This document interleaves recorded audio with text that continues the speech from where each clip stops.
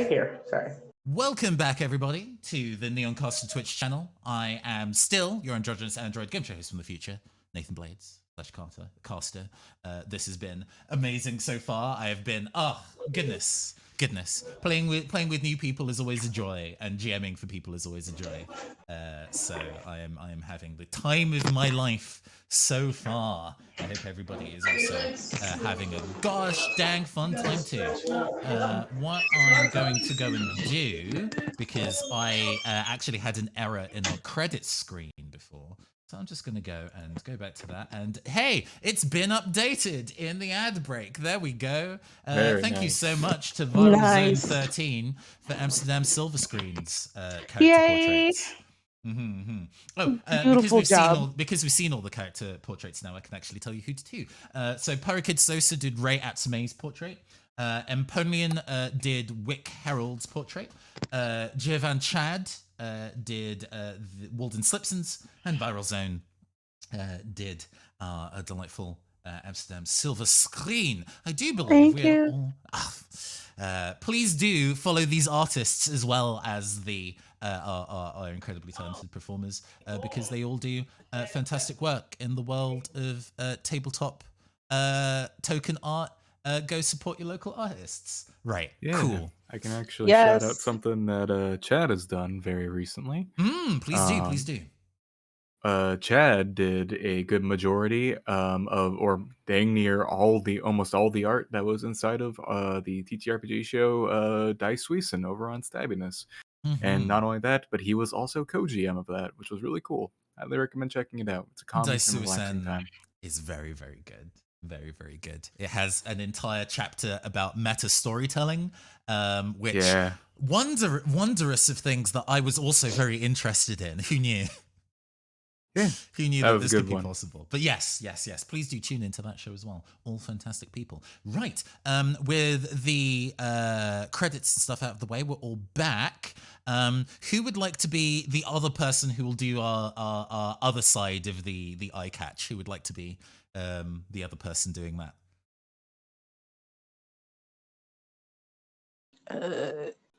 I'll do it. Cool.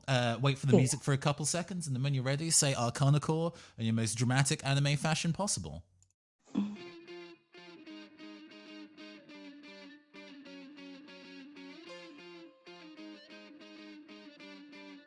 Arcana Core. Yeah, welcome back. The circumstances that we were in, we have our 4 fantastic members of Team Theta, or part of the government organization Rider, who deal with fiction emerging into reality and beat them back before they become too dangerous. We have Ray Atsume, who I will ping over here.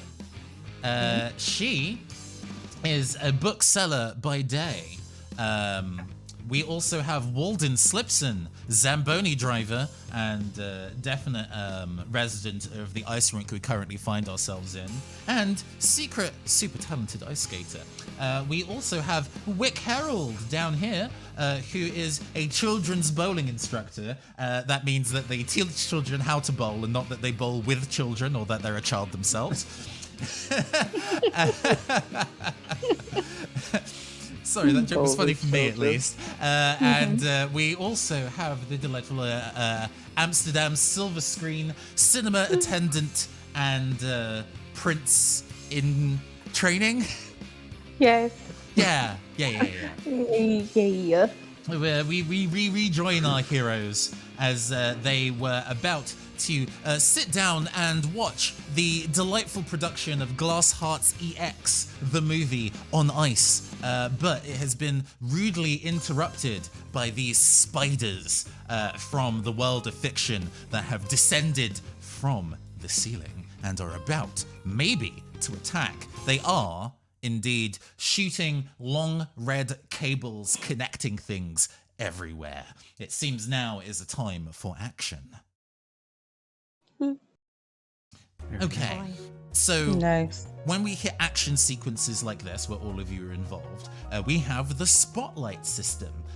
Instead of having like an initiative turn order, I will let any of you be the person to go and take the spotlight first. We go and describe what you're about to do. We go and make a roll to see how that comes out. And then you pass the spotlight on to somebody else or to me. I'm in control of the scenario, the enemies, and just generally what's bad that's going on in the space. You can make me go last. Sometimes it's not necessarily a good idea to let me act last. But every time we pass around the entire table, then it opens up for everybody to be able to have a go again. So, who is going to be taking the spotlight first, and what are you going to do? I think it would make sense. Oh, if you don't mind. Oh, if you want to as well, I can. Sure. I'll have Ray go first because she is more the information tech person. And in order to support everybody best, she will start by really ramping up the ability of her glasses and try to analyze both the trajectory of the next few moves, or how the spider is moving, and how they can best approach and potentially attack it. Okay, that sounds good to me. Well, we're going to be making a dice roll with your heart rate. I'm going to say to gather this information is actually going to be a bit more tricky because you're not up close. It's going to require 2 successes to do it. Okay. Would you like to be using any of your tags for this roll? Let me see. You only get to use them Open my once. character sheet real quick. Let me see. Character sheet. Wonder if any of those will really work for this right now. Do bear in mind that your weapon and your mundane job are also tags that you can invoke. True. I will use the one tag of the AI-powered glasses because the rest I don't think quite makes sense for this. But the AI-powered glasses for sure is the tag that I'm using. So is that 1 bonus dice? So that's 2 bonus dice for every tag you are using. So go and do the roll macro, put in 6 for your heart rate, and 2. Yeah, there we go. Oop. Just the one success. Oh. Yep. All right. That's okay. So to resolve what happens here, first of all, you do not quite succeed. Right. Instead of, I think not succeeding is basically going to be bad news. So instead of there being 1 spider, it turns out that actually there are multiple. Oh. There are actually 3 lynx spiders all just kind of descending down from the ceiling. All right. We've established that Ray hates spiders, so I am going to push up your heart rate by 1 as you're like, oh god, this is really not what I want today. And because there are other people in the scene, there is an additional rule about resolving rolls. Any 1s rolled in the scene mean that I, as the GM, also get to affect other people's heart rates that aren't you. So let's see here. I think, Walden, your heart rate increases by 1 as you're kind of not in my ice rink, not today. And I think,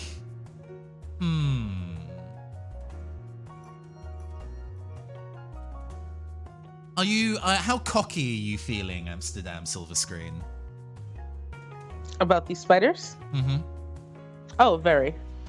Your heart rate drops by 1 as you're like, tiny spiders, I could crush them beneath my very expensive boots. Exactly. And I'll just bump Ray's heart rate up by 1. Cool, so that's now at 7. And nudge that down by 1. There we go. Excellent. With that roll resolved, and it seems that the circumstances are actually a little worse than we expected. Ray, who are you baton passing to? Who's going to be in the spotlight next? Right. Well, this is your home turf, Walden, so I'm passing it to Walden. Gotcha. Walden's gonna actually look a bit, tell me, is there any, like, catwalks or anything up in the ceiling along with this thing? If you want there to be, there absolutely are. I mean, there's got to be somebody up there to kind of adjust the lights and stuff, right? Yeah, Walden sees that and he just kind of thinks to himself for a little bit and then he speaks up. I'm gonna be heading up to the catwalks. I'm gonna try my best not to disturb the performance. And he goes out, and I'm assuming there's probably a ladder near, like, the stair area to get up there. Excellent. Clank, clank, So he's clank, gonna clank, clank. Yeah, he takes those, goes up there, and he looks towards the lines that the spiders are using to, like, slowly creep down. And he's gonna quickly shift himself over there to grab at one of the lines of one of the spiders, try to reel it in, and slam it onto the catwalk. Ooh, yes. I think to go and take out one of these spiders will be a 2-hit roll required. So go and roll your heart rate for me, please. He is definitely not using any of his things here, because none of them really fit. You succeed handily. So yeah, tell me how you handle this. Walden looks down and watches all of these spiders slowly descending down below, and he reaches out to the one he can truly grab. I'm assuming they're pretty far spaced out, so it's going to be a little tricky, a little difficult to get them all at once. So he grabs the one of them and he just takes it and he almost reels in a bit, and then when he has enough slack onto the wire that he's curled onto his own arm, he then tightens his grip and then just overarm lifts it and slams him into the catwalk, and then he just stomps on the damn thing. Yeah, it goes absolutely sideways for this thing, and as you stamp on it, it explodes in like a shower of like ink, loose words, and circuit boards as that particular piece of fiction stops existing. Those 2 1s, however, I think what that's going to be is that one of the spiders, this entire time they've been kind of shooting out these like red Ethernet cables, connecting things together. And Wick, you see one, almost too late, a cable whip out and it lodges in your chest, and you look to see where that's connected to, and the other one is connected to Reggie. Oh, and no. As you're both connected, I was on the gem layer, so you didn't see. As you're both connected, you start feeling what Reggie feels, and they are so wound up by performing with somebody that they can't stand. You are also getting increasingly upset. And I'm going to shift your heart rate up by 2 to 8. Oh no. Wow. I mean, that's a good thing, right? You're rolling more dice. But what happens if your heart rate gets too high? No. Oh boy. Walden, who would you like to baton pass to? Okay. You know what? He's gonna give it to the spiders. Yeah, the spiders, I think what one of them does is the circumstance starts to get worse, I think, on my turn. And the 2 remaining spiders are starting to kick into high gear and are starting to fling more cables at things, but they're not to people. They're to people and then to the ice. And then as these people are being connected with the ice, they're starting to take on the properties of the ice and become frozen statues. Well. If this continues on for too long, there'll be not actually. That's actually not the right bop that I wanted. Excuse me. We wanted this bop. Thank you. If this continues, you'll have an audience of statues appreciating this performance instead. I'm gonna baton pass to Wick. How, so just to get the scenery, the spiders are connecting their cables to people and to the ice, and people are freezing because of it. Yes. But Wick is still connected to Reggie, but not to the ice yet. Yes, you're not frozen yet. Okay. Wick, holding onto this cord coming out of their chest. First, just like trying to tug on it. Does it come out of the chest? I think you have to exert effort from it, and it doesn't physically hurt, but it emotionally hurts to try and break this connection between the two of you. Right. Wick is gonna throw down their bag and pull out their shoes, their slick kicks, and they're gonna just toss off their street shoes and put on their bowling shoes. No idea if touching the other wires hurts or helps, but what Wick is gonna do is gonna try to just get a good running start and like run up one of the columns in the seating area and jump onto one of these lines and run it up to the spider that's shot it out and like kick off that spider, hopefully the one that's connected to Wick and Reggie, and grab the line that the spider is dangling from the ceiling from, and try to basically ride that line either up to the catwalk or out to the edge of the ring, but basically try to run up one of the spider web lines to get close to the spider and give it a kick and get up there. And it's in this moment where like putting on the shoes, getting ready for the sporting event, there's that quietness that comes back in, just like that moment at the very beginning when Wick was there, and that heartbeat, that elevated heartbeat, like bum, bum, bum, bum, bum, bum, bum, because they have all this emotion running through them. It sounds like you're about to do some big daring do, so I think this is going to be a 3-hit difficulty roll. Oof. But I'm using my fighting style. So not only are you rolling 8d6, you're also rolling another 2d6 because you're using your tag Slick Kicks. Yep. All right. Here we go. So that's 10 total. Yes. 4 successes. Nice. Neatly handled.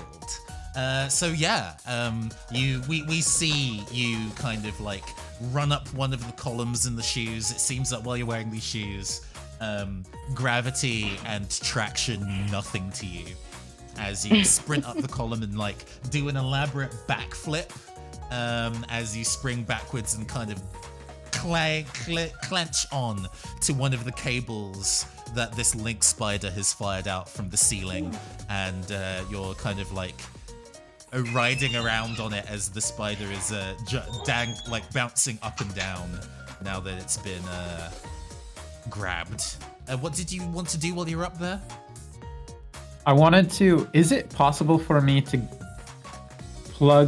get this cable out of myself and plug it into the spider?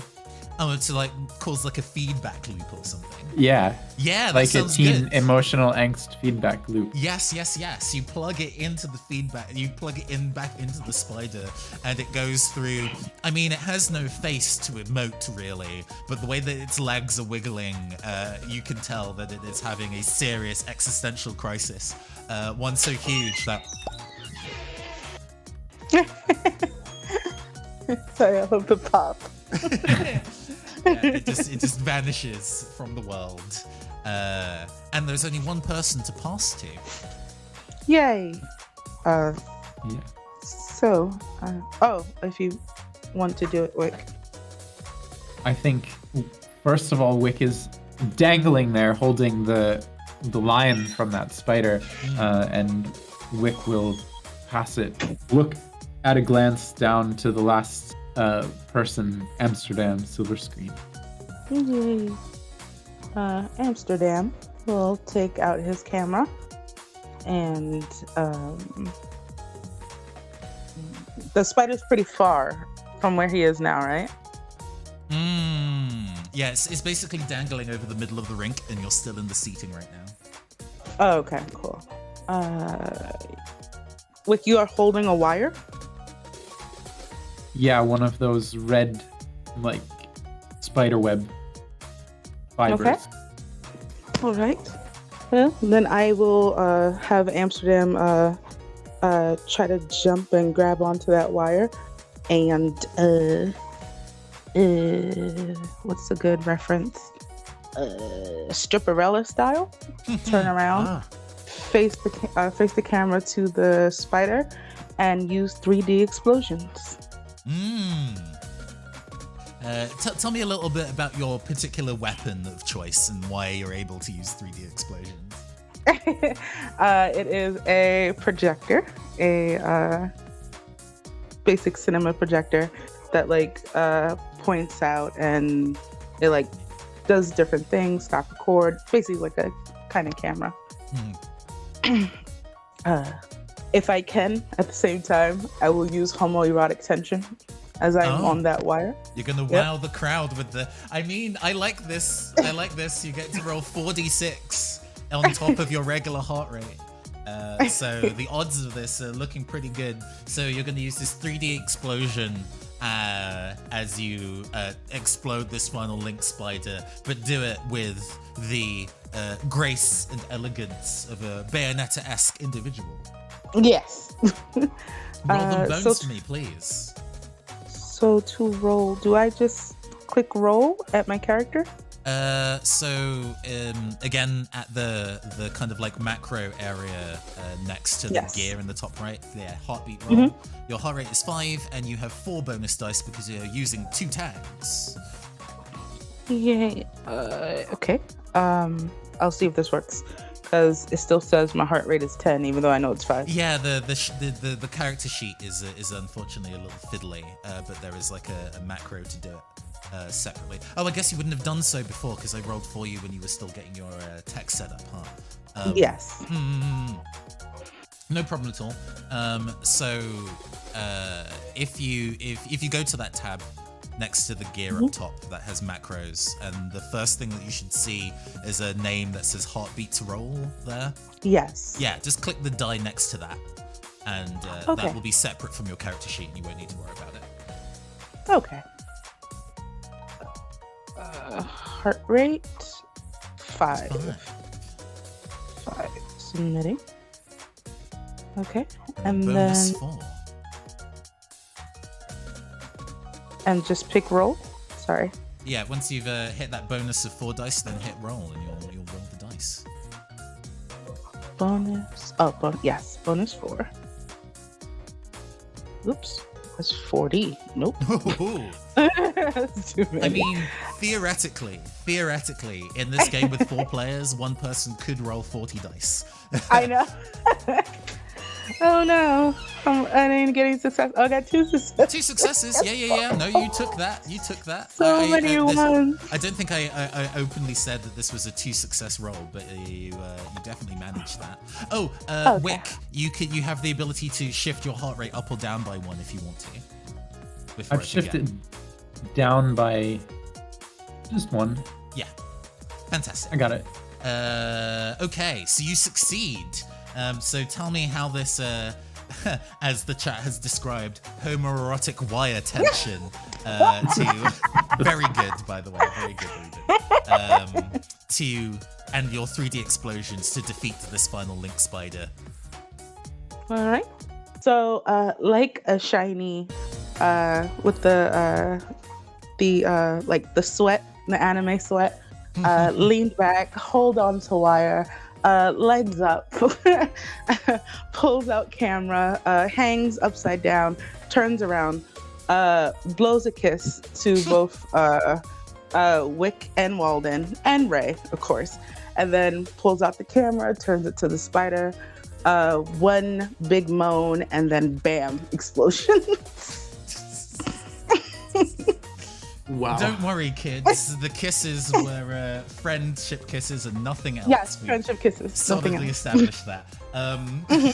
Yeah, the 3D explosion. I think the explosion is in the form of a little hologram like heart that goes over to the spider and then explodes.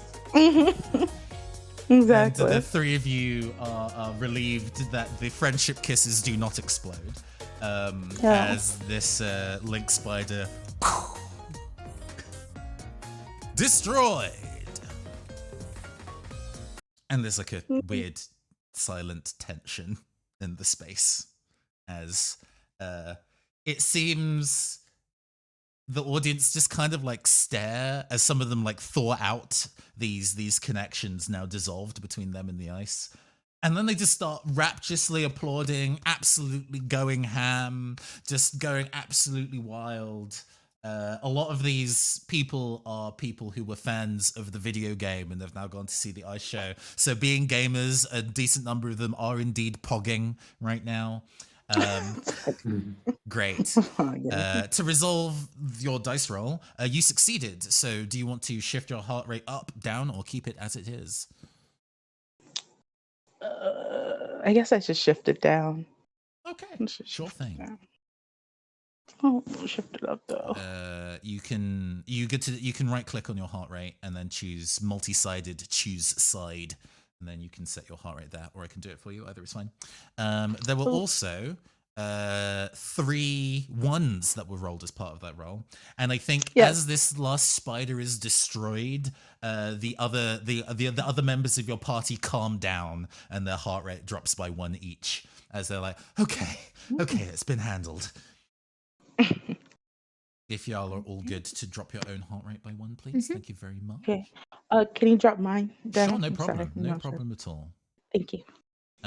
However, on the ice rink, having seen this acrobatic display, I think you land on the ice, Amsterdam. Sure. Water goes away. And as you land gracefully, is Wix still dangling in midair, like with the legs like meet? I think you are, and then as the link spiders evaporate, where people stop believing in the fiction of these spiders now that they're destroyed, and as a result, so does the wire, and you just kind of have a little of a Wile E. Coyote moment as you realize you're not actually suspended by a wire on the ceiling anymore. I'll catch him. Sure. I'll catch them. Sorry. There's a graceful slide in. Oh, actually, I think both you and Sunichi just kind of like gracefully glide in at the same time and kind of end in like a throne position as the 3 of you kind of sit in a bit of a 3-person human pyramid as the audience absolutely continue to lose their shit. Unfortunately for Reggie Mendoza, who just stares at this absolute display of elegance and grace, goes, "Why is everybody upstaging me today?" And you just palpably feel a bubbling within Reggie as his heart rate already increased from a previous encounter. Frustratedly, like, skates off the rink and out, but there is like an aura of like a JoJo's Bizarre Adventure menacing, like erupting from Reggie's back as he leaves the scene. Walden is going to actually head down off the catwalk, and he is actually going to quickly approach Ray. Are you doing well? I'm fine. And she like shudders, and she's like, "The spiders are gone." And luckily, my close combat wasn't needed, thankfully. Which hopefully means I'll have less paperwork to do than you guys do. Understandable. Anybody else injured? Everybody okay? He looks around the arena. Would appear all turned out right, albeit someone just got very mad. I mean, that someone looks pretty young. I think Yes. I think they'll get over it. Or, you know, this could be their villain origin story. We might have to fight them in like, and she like looks down and is like, 5 years. Nice. Maybe 5, but the I guess menacing energy erupting from them. I mean, you know, what person in the real world has an aura of menacing, like the words menacing, menacing, menacing appear over them? That's not a thing a physical human should be able to do. Excuse me, That's that is fiction me shit in right real there. life. Thank you. Sorry, That's the aura I exude 24/7. Let me correct myself. Then Yes. I'm gonna rewind. In the real world, outside of this tabletop RPG, people can irradiate Absolutely. menacing kanji if they wanna, but in the nature of this particular session, real people don't menace it, don't have sound effects as they are menacing. That's some fictional shit that should probably be handled forthwith. Oh, actually, 5 years might turn into 5 minutes. Do you see that? He looks over. No, I do not. Oh. She like adjusts her glasses. And then like to like, cause I mean the glasses are tools, and she like adjusts them for like not correcting actual eyesight anymore. In addition to the stuff that they do, she like blinks a little. She takes them off and hands them to Walden, because I'm assuming I can see that through the glasses from the narrative. Yeah, let's do that. That's fun. I like that. Yeah. So Walden, Like you're she hands the proffered glasses these off to Walden. Mhm. They're very small, but like I think you should be able to like look through them. Yeah, Walden like holds up his face. He doesn't like put it on his face, but he just like kind of holds it at a slight distance and like squints his eyes. Oh, I Copper see. glasses. Yeah. Interesting. He hands them back to you. Mm-hmm. Admittedly, for a second there, I was thinking it was just due to my own vision impairment. Quite interesting tools you have on you there. They work.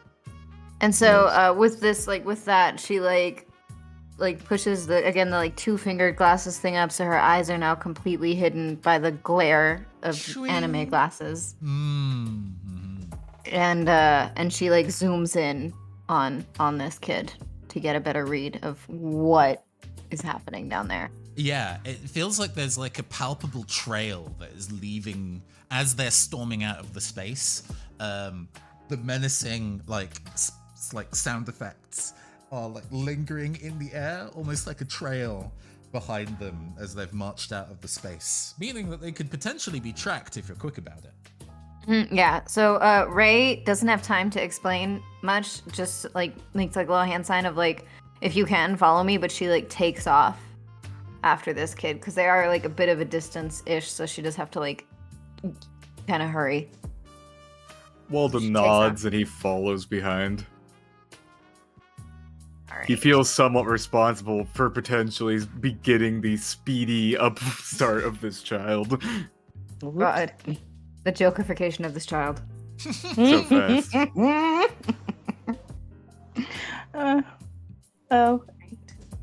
If everyone's running, I'll join.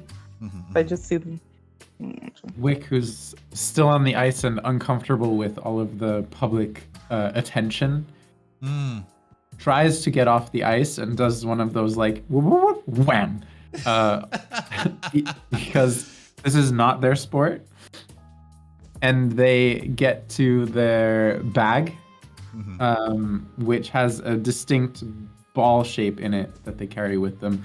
They grab their shoes and run after everyone. Left alone on the ice rink, Shinichi Mori lights up a cigarette. Wow, this is going to be a really weird day, I suppose. Glad I don't have to deal with this shit anymore. This kid's harsh. As He's on edge. we go back to the map, the event at downtown has been summarily handled. It seems that you were maybe a little too slow to go and get the close trail, but it does seem that the trail was heading north, and it seems that there are, two major events heading up to the north with a large number of people. If this person is looking to kind of stunt in front of a large crowd, there's 2 feasible locations that they could have gone. Is there any way I can use the analysis tools from the glasses to see if I can get a hint towards which one would be the better one to go to for us? For the sake of like out of game story, you will be visiting all 3, and the order doesn't really matter that much. So you get to choose where you get to go next. Right. All right, guys, where should we go to look for this kid? Let's go to the Festival Coast and then cross the river as our last stop. Mm-hmm. Works for me. Well, Reasonable. we can take the Zamboni if you'd like. Yes. I think like's not the right term, but I guess we'll be taking the Zamboni. Yes. Walden, just almost like in like a side garage. That's an attachment to this ice rink. He just slides it open, and out comes the loudest machine you ever heard in your entire life as he rides, and he parks it in front of you all, and he attaches a small carriage to the back. I was about to you say, to does that sit even in. have enough seats for everybody? But a carriage, oh boy. I sit in Walden's lap. Calm down. Exactly. There's I like the idea that because this is essentially your personal bit of fiction, Walden. It's a TARDIS kind of circumstance that if you're sitting in the Zamboni, there is room for you. Because this isn't the first time that you've ridden around in this thing. Yeah. There's definitely enough seats for everybody. Walden pulls out a pair of like goggles almost and puts them over his eyes before you start going. Boy. And Are there seat belts? are there?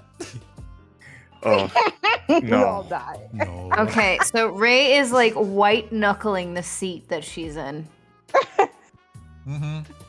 and like bracing herself down. And she has activated the Morning Star simply to have a semblance of some sort of weight that she's now clutching to it so that it is like helping secure her to the Zamboni. Understood. As Walden just calls out, "Hold on now," and then this thing goes oddly fast. Yeah, you rocket away to not there. Come on, Roll20. There we go. We are now at the amusement park on Festival Coast. It's evening. It's now the day has now progressed in a way where it's starting to get a little darker, but it's still surprisingly warm. It's unknown. It is entirely unknown as to where. It's 5:30. It's 5:30 anime. It's kind of entirely unknown as to where here we go. Let's use this. Where Jungsberg is in the world. Like, you know, their resident currency is yen sterling. It's kind of impossible to understand where this city is, but it seems it has quite warm Octobers. So it's pretty comfortable to be out here, despite the fact that it's now evening. And you can see the old Ferris wheel, actually pretty close. With this kind of like crowd that has amassed on the kind of like on the promenade, as there's a bit of a oh sorry, I think I'm getting no, it's fine. There is like a podium, almost like I like to think of it as like a DJ style mixing desk. And there are two people behind it who are currently like fiddling with settings. Lucian, I don't think you've wired all of this correctly. It seems to be not really operating to standard. Why, yes, I know I've been fiddling with this for a while, but I must say that the routine that you've set for the fireworks is very complicated. I just wanted very large explosions, you understand? You know, it'd be like cool. Yes, I get cool, the Lucian finger quotes with the air, but I still have to actually make this work, you understand? Just make it happen, you nerd. You're smart. And they seem to be bickering a little bit as the fireworks display is preparing to begin. And over the tannoy, There, you see Sabine, the kind of like punk rock lady in a leather jacket and very elaborate goth makeup. Kind of like, hey everybody, are you hyped for the biggest fireworks event of the year? To a kind of like mixed levels of applause. They're ready, but maybe not with that level of energy. I said, oh, forget it. Let's just like start the Ferris wheel or whatever. And the Ferris wheel starts to move, and then it's a bit of a as you can see, it's trying to turn, but it seems that there's something wrong with it. And Well done. Ray's adjusting the glasses and just kind of looking, but not like making a check yet, just like seeing if there's anything at first glance that she can see. I mean, you know, the old Ferris wheel has been an established structure of the Festival Coast for as long as you've remembered it existing. And it's, despite its age and the fact that most of it is actually made of wood, should they be firing fireworks near that thing? It's run like a dream. So the fact that it's not working right now is very suspicious.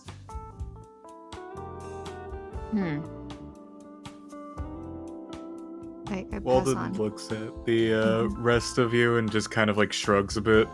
I feel like I will not be the most useful here. This type of stuff is not my forte. From Wick's perspective, are either of these two people that we're looking at approachable? What the fucking In question like that is. So like they're not surrounded by a crowd of people, like you could walk up to them physically and approach yes, them. you could walk up to them physically and talk to them. Whether the Okay. aura that they radiate as people is what you would describe as approachable in a dictionary. They both have very different energies about them, but both of them feel kind of awkward in their own very particular way. The one in the leather jacket probably feels a bit more affable, though. Wick is going to walk up to the one in the leather jacket. She turns to you and is all Which like, one is that one? that would be Sabine Kistner, the lady on the left. Excuse hey. me, have you seen... We're looking for a costumed young person who ran here in kind of an emotional state. Huh. Have you seen anyone like that? An emotional state, huh? How nostalgic. I mean, costume. Oh, yeah. There was, some dude in like a crown or whatever that was running over that way, gesturing backwards towards the Ferris wheel. But I assume that they wanted like a close view of the fireworks or what have you. I mean, you know, it's not my problem. I'm just here to make sure that the fireworks go off correctly. But if the fireworks go off and there's somebody near them, that would be dangerous. Yeah, well, they shouldn't have stood so close to the fireworks then, huh? Well, thanks. And to the rest of the group, they went that way, maybe? Right, that way it is. Let's go. Let's go. As you kind of run over back to the Ferris wheel, and you now get like a proper shot of it from below. If you, I don't know if you've ever the feeling that you get maybe as a child when you've looked up at something from below and it just kind of like towers over you. Just the age and prestige of this Ferris wheel has given it the kind of local culture grandeur, and just looking up at it gives a strange feeling. And there, as you get close, you see more of these like cables initially kind of scattered around, but then you see that they're like intertwined around things, and kind of like as you even actually approaching the Ferris wheel itself, you immediately see what the problem is. They are almost like creeping vines ensnared around the mechanism of the thing, and now causing it to hold in place. And, well, you know, that's a problem for the health of this thing, but also, if the fireworks are attached to the Ferris wheel, it probably shouldn't be not moving. Oh no. Okay. How aware are we of the music kicking in? Ooh, How much of the fourth wall I like is that. there? That's a good fucking question. I enjoy that a lot. Would you like to be aware of this? Like, yeah, Wick Herald. Are you aware of the music that is currently playing? I think the music change happening and the mood change happening upon seeing this. Wick turns and just catches the eye of everyone else in the group. Not good.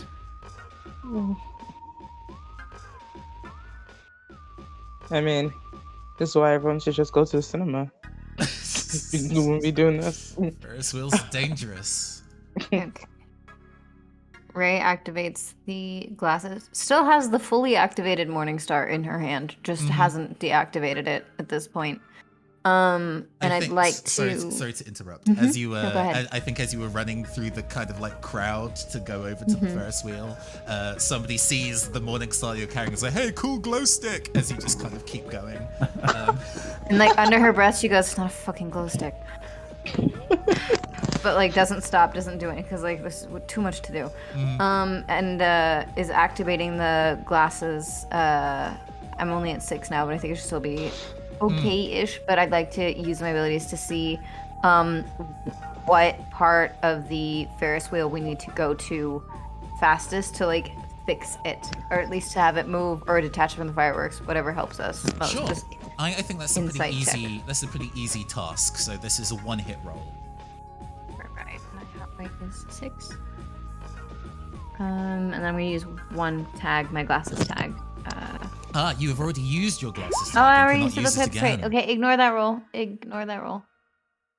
That's right. I forget. I need to mark that on my sheet real quick Don't worry about it. after this. Let's see. Submit. There we go. 2 successes. You clear it handily. I'm going to ask first, would you like to shift your heart rate? Bear in mind that one of the rules of this game is that if there is an action sequence and there are 2 people with the same heart rate and neither of them have rolled yet, they can team up for a perfect sync attack. There are multiple people that can do this right now, so that burden doesn't have to be on you to make that decision. But just to let you know that that's a rule in this game. Would you like to change your heart rate? I don't think it changes right now because I'm too focused and things are going well so far. I succeeded, so I don't think it's Gotcha. stressing me out too much. Gotcha. Oh, Ariana, would you mind turning your in-game volume for the music down a little bit? I think I'm getting some feedback on my end. Oh, okay. I'm sorry. No, you're right. So, yes, you kind of scan with your glasses, and we get a POV view as we're looking through your glasses as you kind of like scan the Ferris wheel, and there's like a little meter, almost kind of like hotter and colder for detecting fictional energy, and you almost like heat tracking beep beep beep beep beep beep beep beep beep beep beep beep beep beep beep beep beep as like sitting, I think, on top of the lowermost carriage is Reggie Mendoza, still in their outfit. They are breathing quite heavily, exhausted and pretty stressed looking.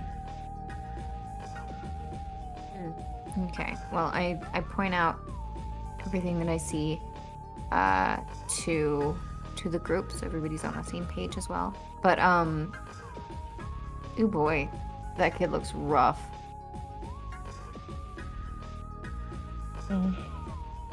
Yeah, I guess we better save this kid. Save. Stop. Potato. Yeah. So is he causing the vines, or? It does feel like the density of these red cables are emerging kind of from this bottommost carriage that he's sitting on. Oh, okay. I feel like this needs a delicate touch. So, who among us has better, a closer relationship with him? Wick, you had that thing happen with the spiders. I think you should know how he's feeling. Oh, yeah. Wick is going to just quickly, because they're still wearing their bowling shoes, they're just gonna quickly like bounce up into the structure of the Ferris wheel to try to get sitting next to Reggie. You can do that for free. You don't need to make a roll for that. And they're gonna lean into their job as a children's bowling instructor. Yes. Okay. And Reggie is he, him, right? Yes. Okay. So they're gonna sit down next to Reggie. Hey man, how's it going? What's up? Why did you? You're looking down. Why did you follow me all the way out here? Was it not enough that you showed me up at the ice rink and now you have to? His voice is down here. Here we go. Was it not enough that you showed me up at the ice rink and now you have to follow me all the way out here to go and harangue me here too? Oh, I didn't mean for that to be anything personal. You know, it's not a competition here. We're putting on a good show for people, and I think everyone loved it. I don't If get you'd it. heard the applause. Like, all I want to do is connect with the audience so they can understand me and I can understand them, but there's always this barrier. I'm always being upstaged by people who seem to understand this more, and I don't get it. You know, look, I understand competitive sports. I'm in a competitive sport, but when you're on a team, it's everyone together is connecting with the audience. And let me tell you, you connected. There were so many connections going on. Can't you see? There's still connections. Excellent. Go and give me, roll your heart rate, I guess, +2 because you're using your children's bowling instructor That soothing talk voice. no jutsu. There you go.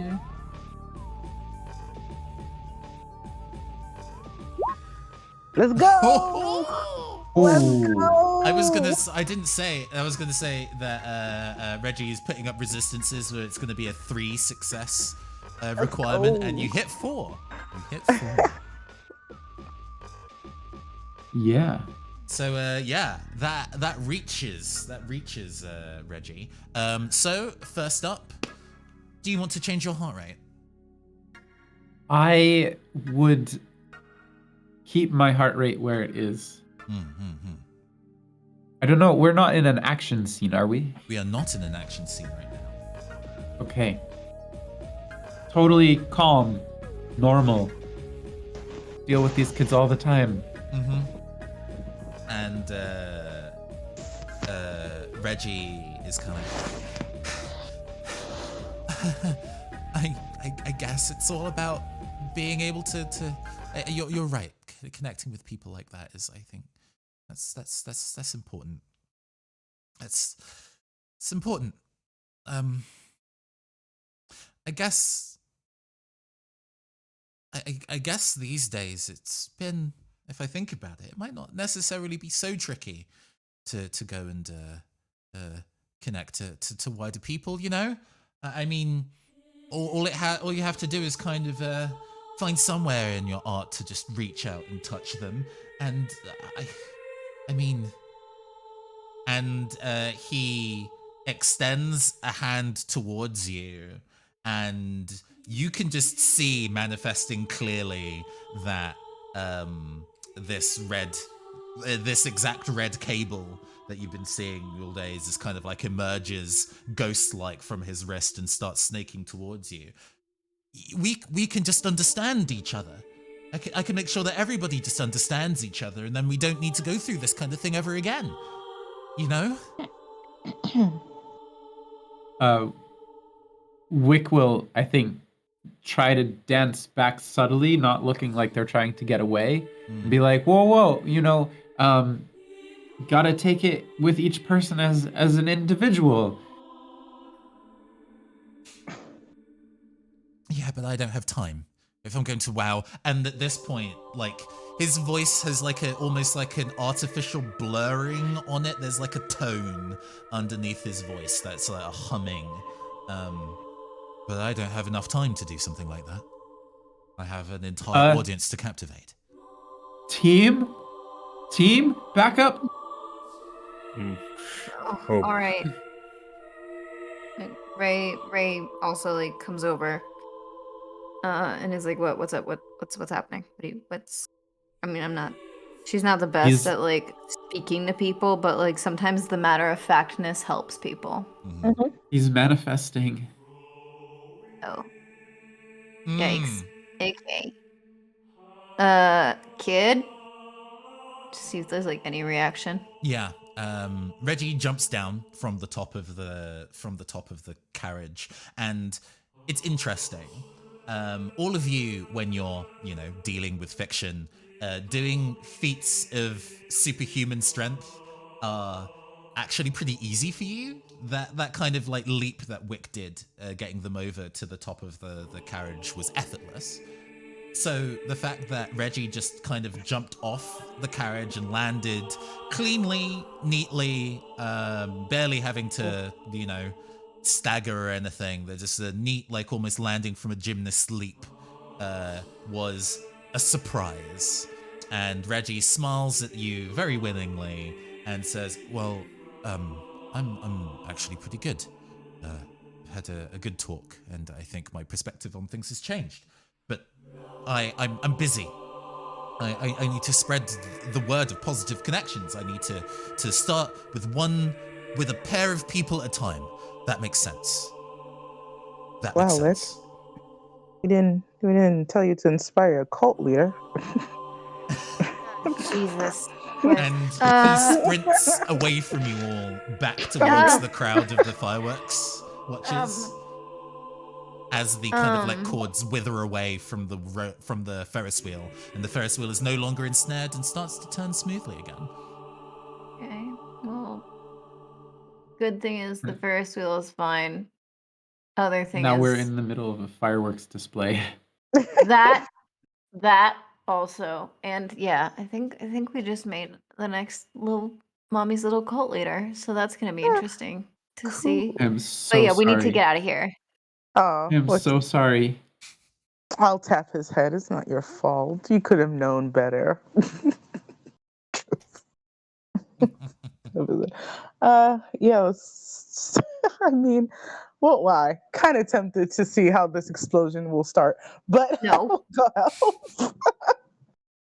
You'll physically survive it. It's fine. No. Oh no. Like Ray like grabs onto like Amsterdam's shoulder and is like dragging him with her and is like, "Nope, not today. This is not the cinematic way that we go out. Come on." Okay. As you Reggie is no longer there. Boop. Yeah. As you kind of make your way back to the crowd of people, following the trail of menacings behind. Actually, I think this is now fully manifested, right? So you're seeing like little telephone coils of red cable just scattered across the floor, trailing out, making it very obvious where he's been. And as you kind of like reach the crowd again, it seems that lots of people have started to form sets of two and are now starting to argue with each other.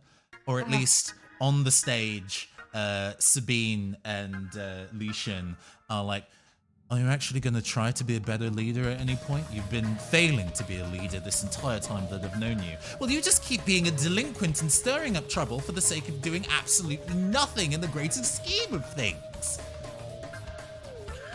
Oh dear. We need to split up. I think we should maybe tackle some of these pairs individually. Try and calm them down. De-escalate or whatever. This is now an action sequence. Yep. Weirdly enough, who would like to take the spotlight? If nobody else is going to, I can. Yeah. Walden will take a look around. Tell me, like, so these arguments are just kind of sprouting all over the place, right? Oh, yes. It seems that they're always forming sets of two, and then as you stare at it, you're like, yeah, I can see the cable that's connecting them together. How do we go about splitting these, then? He actually looks over to, Wick. You had one of these connected to you before? What did you suggest? Oh, I don't remember. I just jerked it out of myself. Ripped it right out. Sorry. I see. Very well then. He thinks to himself for a few seconds. All right. He actually goes over to his Zamboni and he starts flaring it up a bit as it begins to like almost emanate out like a passive icy field beneath everybody's feet. As he then pops on his ice skates. He is going to use his ice skates to try to free flow through the crowd and separate as many of these ties as he can, while also following the primary line to the young man. Ooh, and yes. I think he is going to use one of his tags for this. I think he is going to go for the triple axel jump. Nice. Juicy. I think this is going to be a 2-hit check. So you want to get 2 hits or more. Okay, let me type in this. And then give myself the 2 bonus dice. Just barely. Nice. You succeed. Okay. So, what Walden starts with here is he grabs onto he starts skating along the ice once again, similarly like he did earlier in the day, picking up speed more and more, and he just as he goes through he jumps through the crowd, snagging a wire or two along the way, keeps on going, free flowing through, almost a little too gracefully for someone his size, as he proceeds going through, chasing that line. Yeah, you managed to cut some of the cables, and the people that you sever the cords to do stop arguing. And it has the benefit of actually starting to clear the space a little so you can actually follow the trail. You can see where that trail is, but trying to get everybody through this throng of people to the other side while they're like having spats like this is going to be difficult. Would you like to shift your heart rate? Yes, he will boost it to a 5.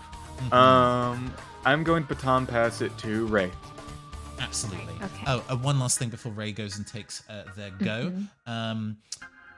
Amsterdam, you see these people like arguing so passionately about all sorts of things, and you wonder to yourself why nobody ever like has like spirited arguments with you about cinema.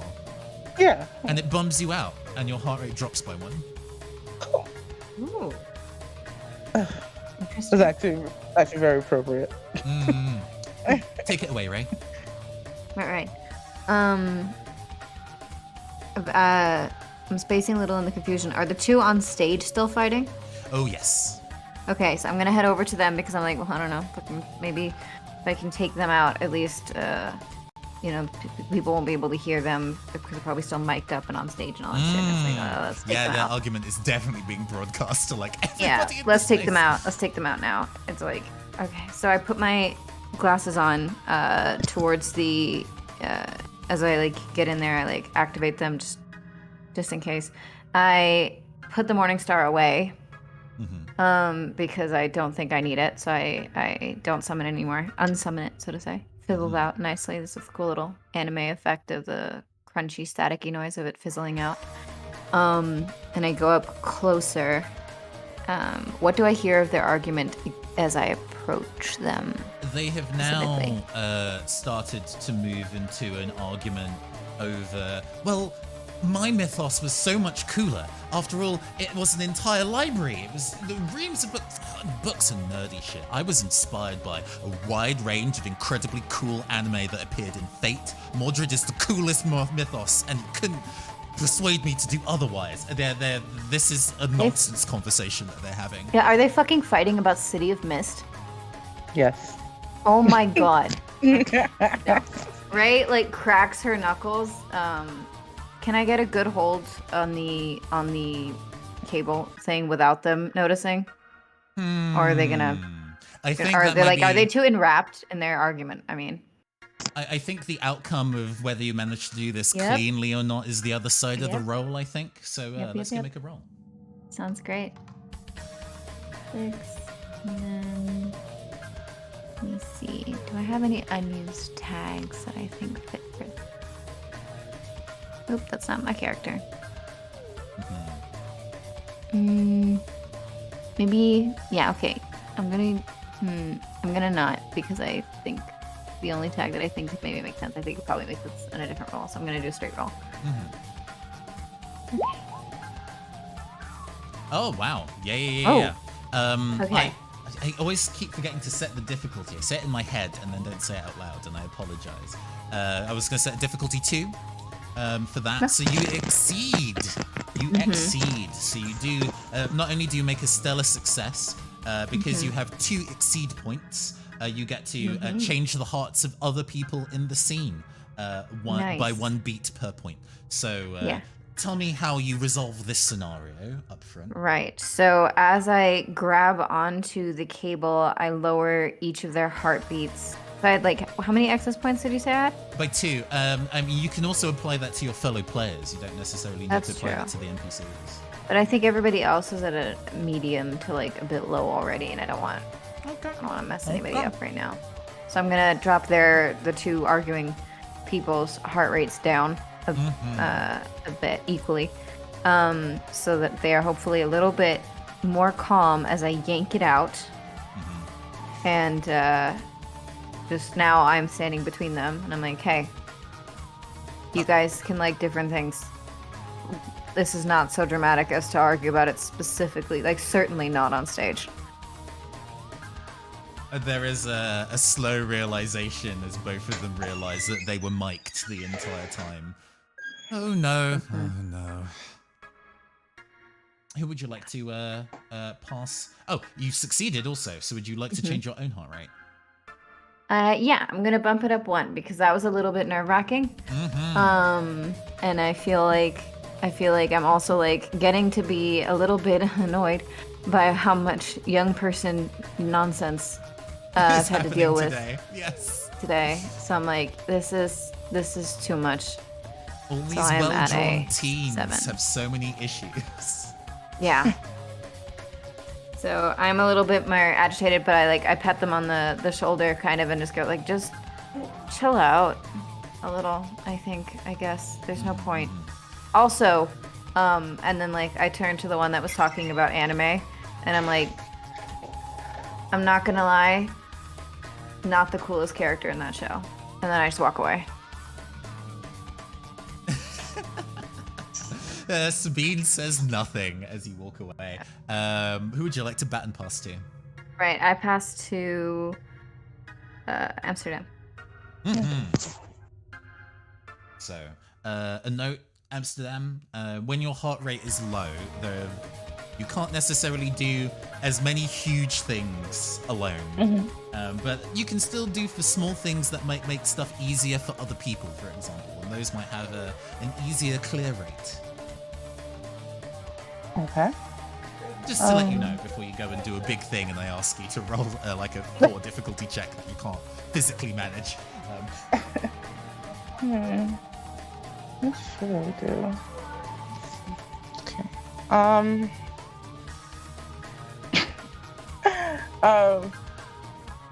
don't know. Amsterdam's very much just like Ray, a little frustrated, but differently. It's because he debates so well. So why won't anyone just talk to him? So he'll just try to like begrudgingly go to one person at a time, try to yank it, or try to like find a wire and think, maybe if I put this inside my chest, someone will argue with me. But just slowly. Oh, that's spicy. I like that.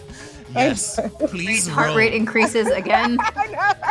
Please roll to go and pull out the cable and try and plug it into your own chest to stop them from arguing. That's very spicy. Oh my god. It's a one-hit difficulty. This is not a complicated thing to do for you. Okay. I just pick a roll? Yeah, if there are no tags that you want to add to this. No, I don't think. Alright, go for it. You said solid rolls of getting at least one. Oh! None?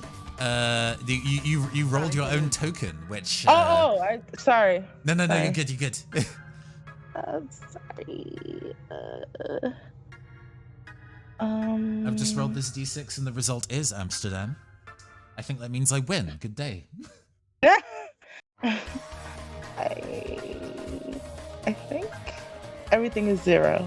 It should be 0 now. Right? Did I do it right? Hold on. You have 3. You had 3d6.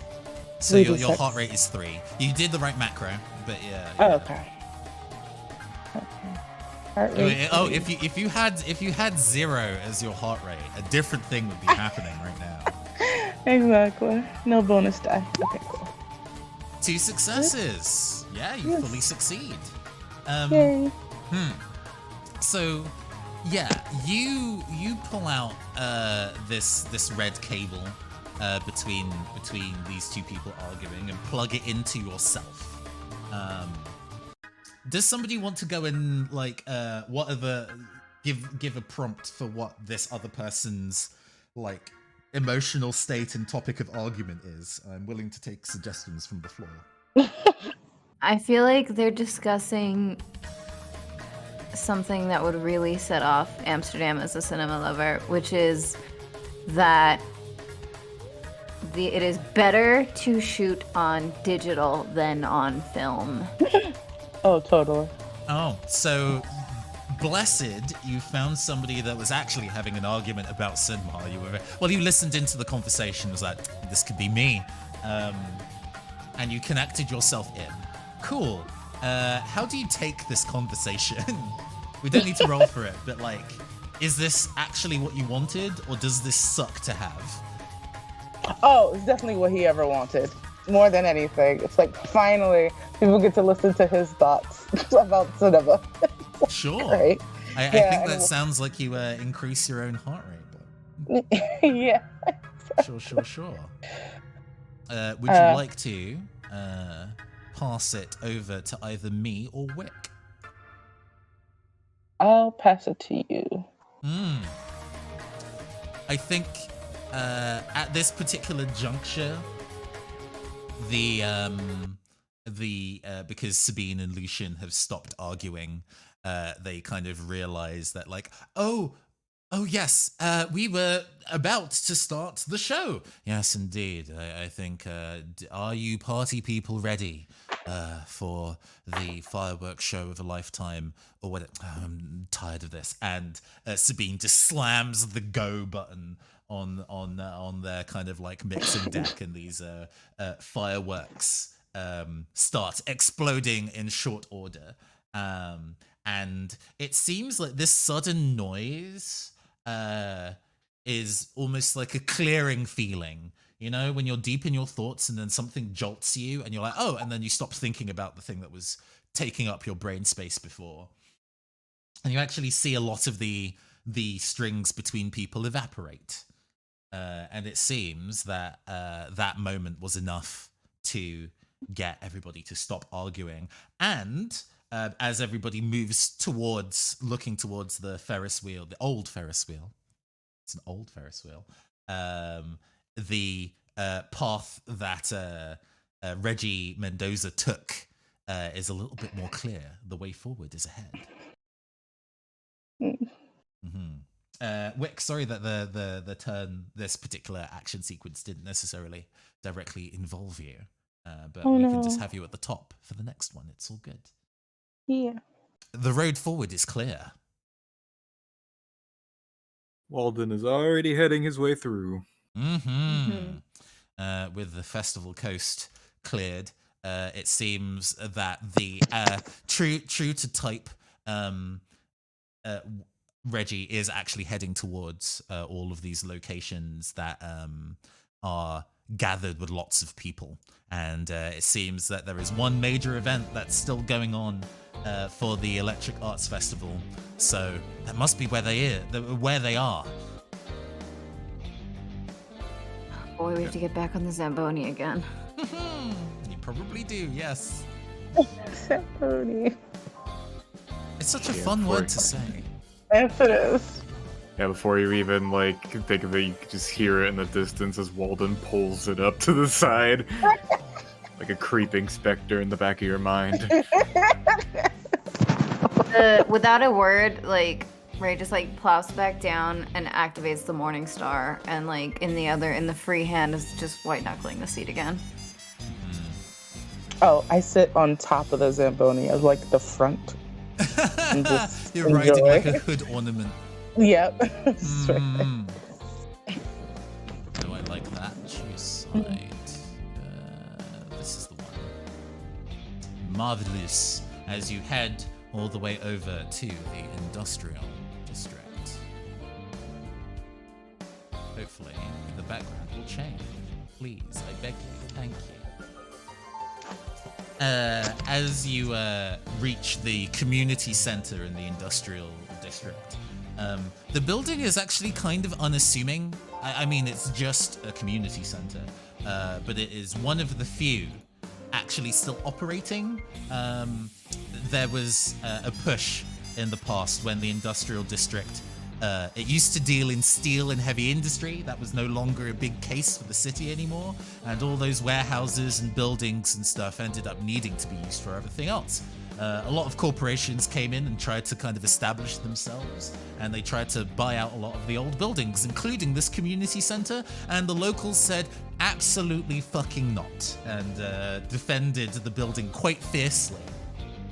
It was a story of local import. I don't know whether any of you would have used the community center before, or have any particular memories of it. Walden might have a very long time ago. Let's see if we have something nostalgic that we can. Yeah, here we go. Yeah, tell me about the time that you were using the community center. I'm interested. I will like to bet. I think Walden a very, very long time ago might have used this place as an almost meeting ground to discuss things among people of similar interests and things like that. Places to find people who'd be interested in things. Walden being very enthusiastic in his younger age about ice sports of any variety, being hockey, figure skating, or just about anything else you can think of, will come here and try to find like-minded individuals to recruit people to the ice rink way back when. The ice rink was new, and you were one of the few enthusiastic people who figured that it would be a big thing. It would bring so much new talent, new ice skaters to Youngsburg. You might even host a hockey tournament here if it gets big enough. Yeah. I like that. Did anybody else have any other memories of the community center?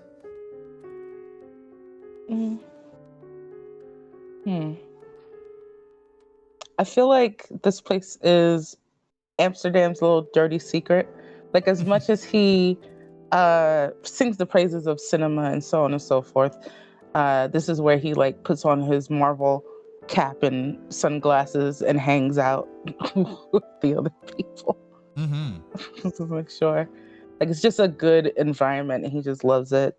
And it's been around for him, so it's very good to just be with the people. Even though you work in a really posh area of the city, do you actually live there? Is that your background? I believe so, yeah.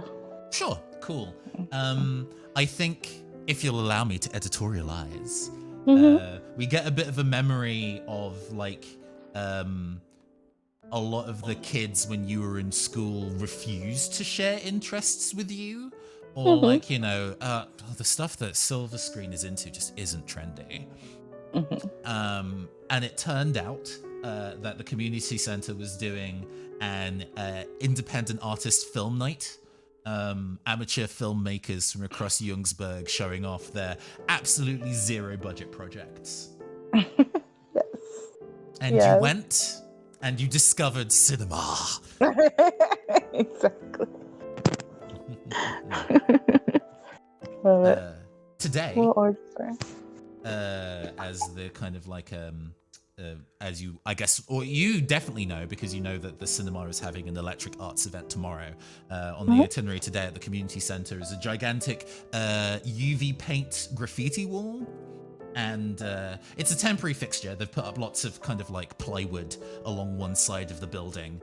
And standing in front of it with a paint can is a teenage kid in a very large kind of like fur-trimmed hoodie and elaborate kind of like baby dreads. They've been twisted in and they're growing in nicely, but they're not there yet.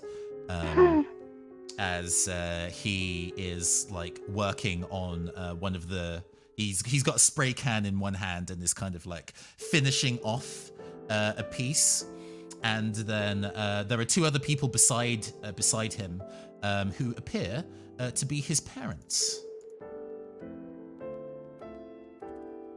As they kind of finish this piece together, I think it is they are working on. It seems that the theme of the mural is local culture and mythology. And they are working on a very jaunty picture of what looks like some kind of like goblin covered in elaborate tattoos, and is kind of like wearing kind of like an open-chested vest. And as they put on like the finishing touches on the design, they all stand back, paint splattered and very proud of themselves. Well, yeah. Walden might actually walk up. Go ahead. Walden's actually gonna walk up and kind of look at it. This is quite nice. Would you mind telling me what this is? Sure, I guess. My mum is Korean, so I recently got to visit her extended family in Seoul, and I learned a little bit about Korean mythology and stuff. And there's like a goblin called Dokebi. I think my Korean pronunciation is terrible, I'm sorry. But it was really cool. Kind of spoke to me, I guess. So, wanted to draw one. I'm not very good with spray cans or whatever. And then he looks back at his parents who are drenched in neon paint. No idea how to handle this particular tool at all.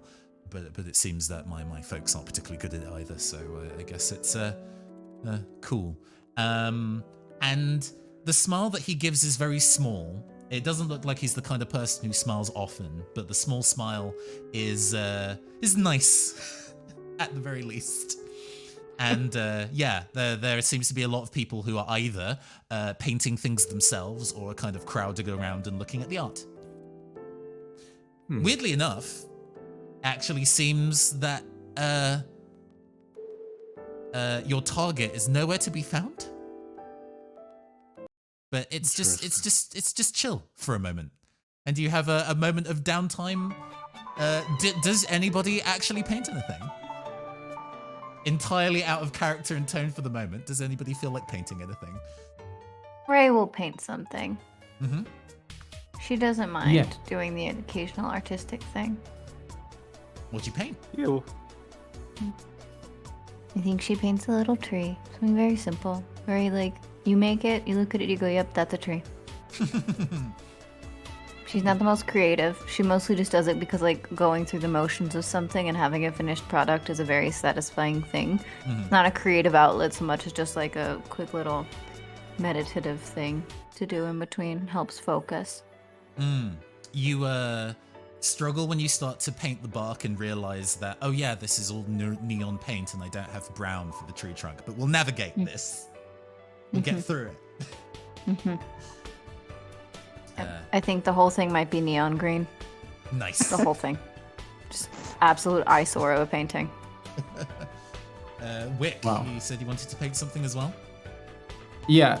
Is there like a neon orange? Oh, absolutely.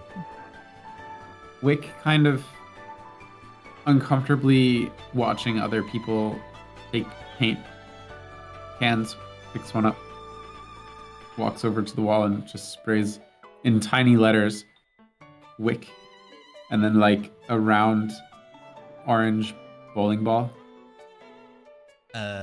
Like Goin, the kid with the baby dreads, comes over and it says, "Budding tag artist at work, I see." Oh no, I'm not trying to. Yeah, that would be okay. And throws the can back down.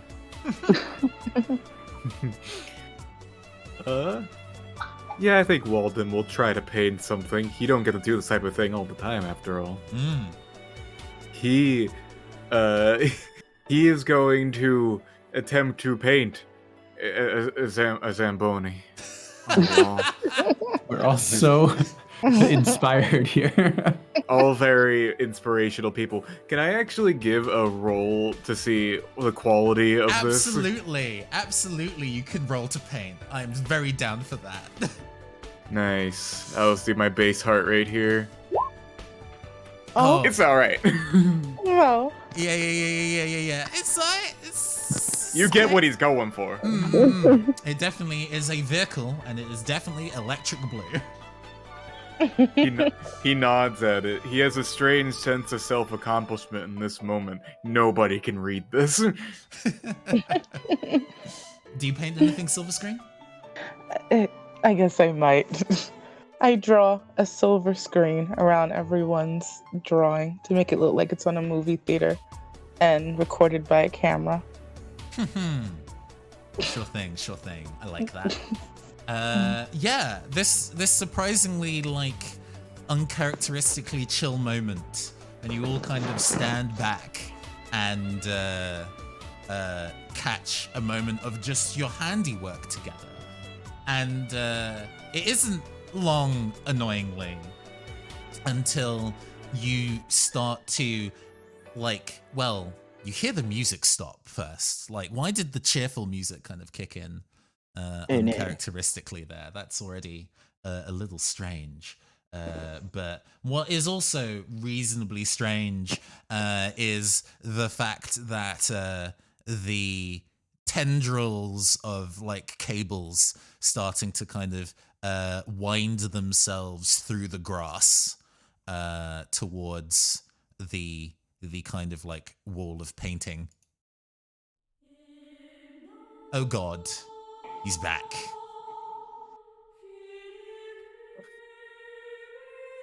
Walden, immediately sensing the motherfuckery about to ensue, is kind of thinks, well, is there a way we can stop these tendrils before they cause any kind of assholery right now? I mean, you know, do as thou wilt. If you wanted to start just wrenching these things out the ground and tearing them to pieces, you can. I ain't gonna stop you. Yeah. Yep. All right, I busted out the Morning Star again that I had put away to paint. Yeah, I do want to see this Morning Star used. So yeah. I do also, and I start using it to smash up cables. There are a lot of them, so I'm gonna say that this is maybe a 2-hit check. All right. But yeah, go for it. Let's see. Oh, and then I'm going to use the tag for the Morning Star. Okay, absolutely. Nice. Ooh. It's a critical. Absolutely. Yeah, describe to me how with super effectiveness. Yes. All right. So with super effectiveness, the glasses are pushed up, the eyes are invisible.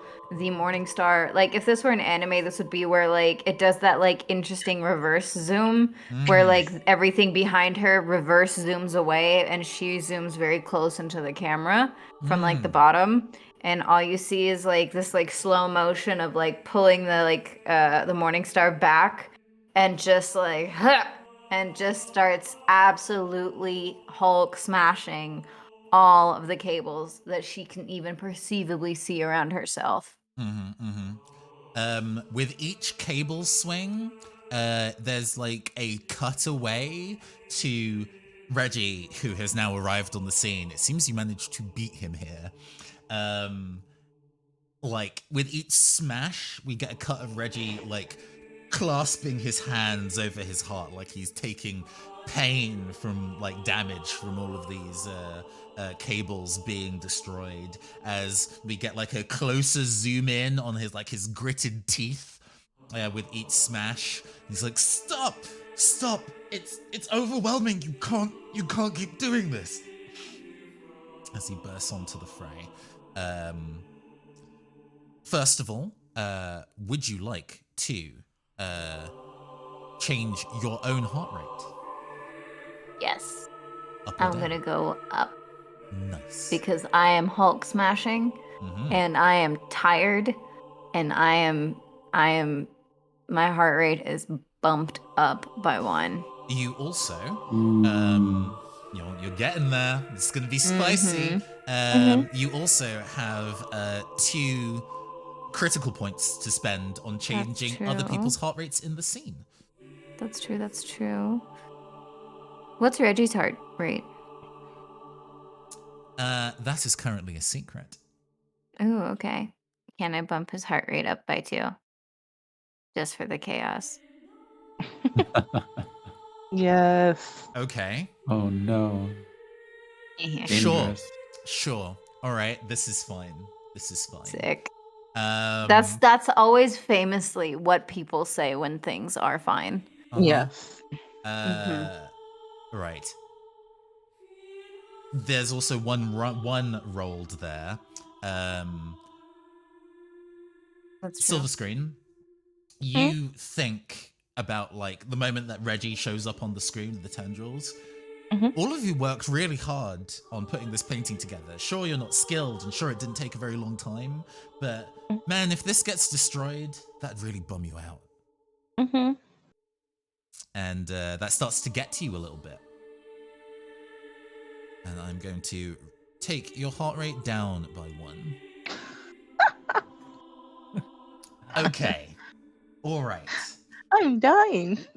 It's fine. It's fine. The game isn't over. If you go below 1, it just becomes very different.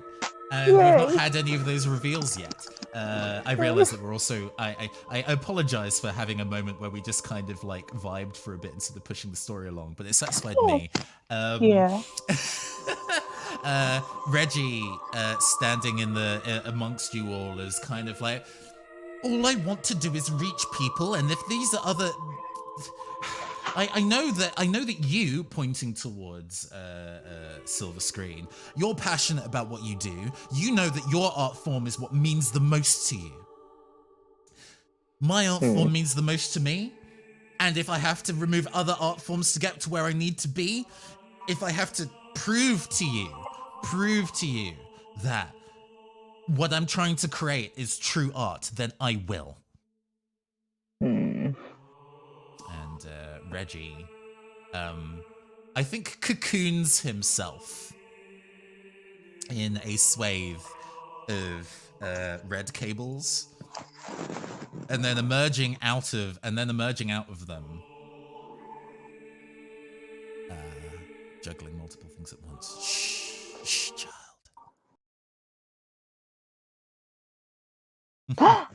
Oh, it's gorgeous. Oh, thank you.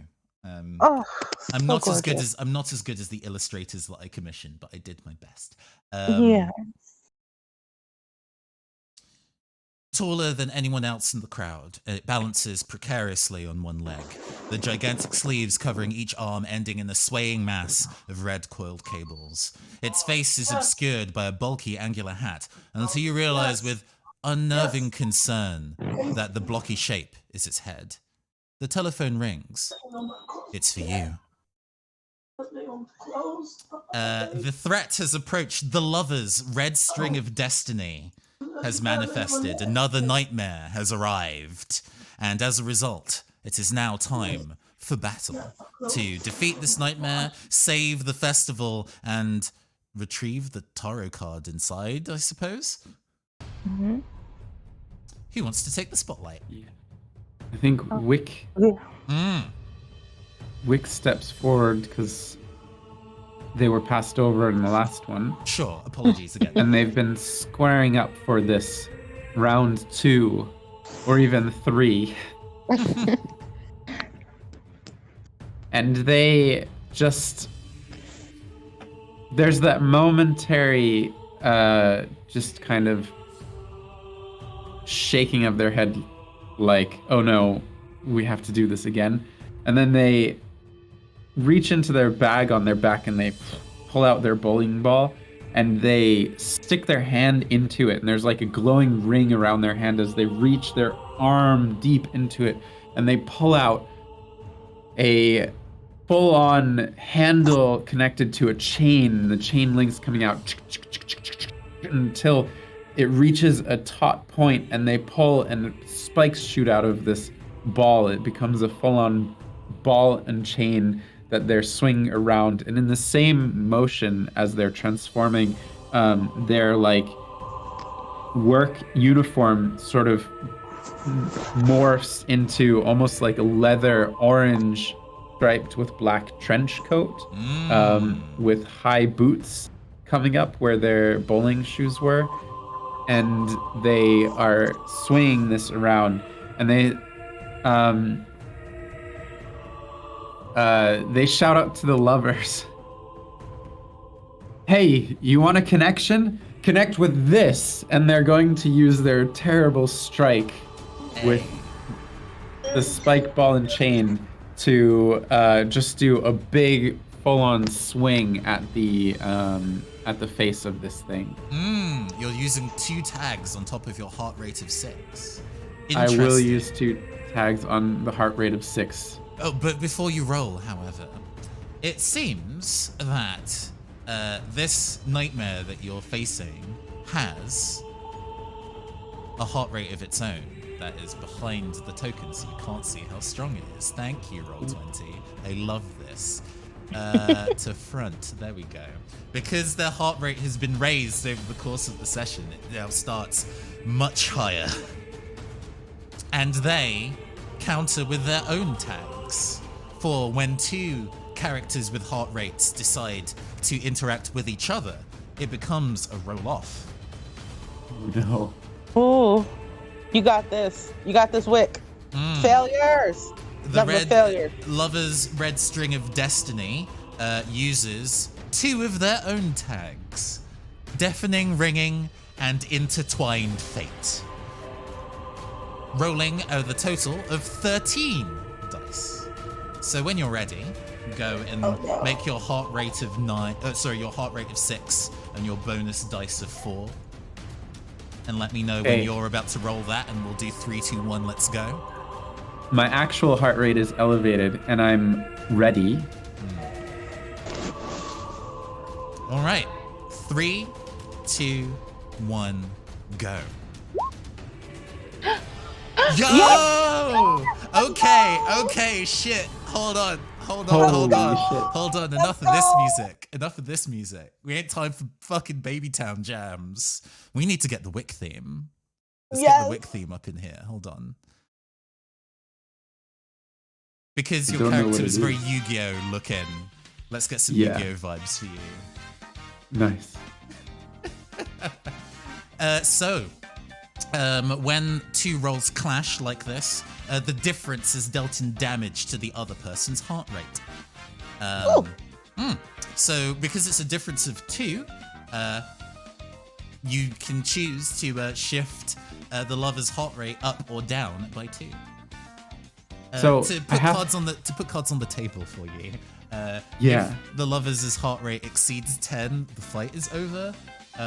So you could end the fight now if you wanted to. But, Oh my god.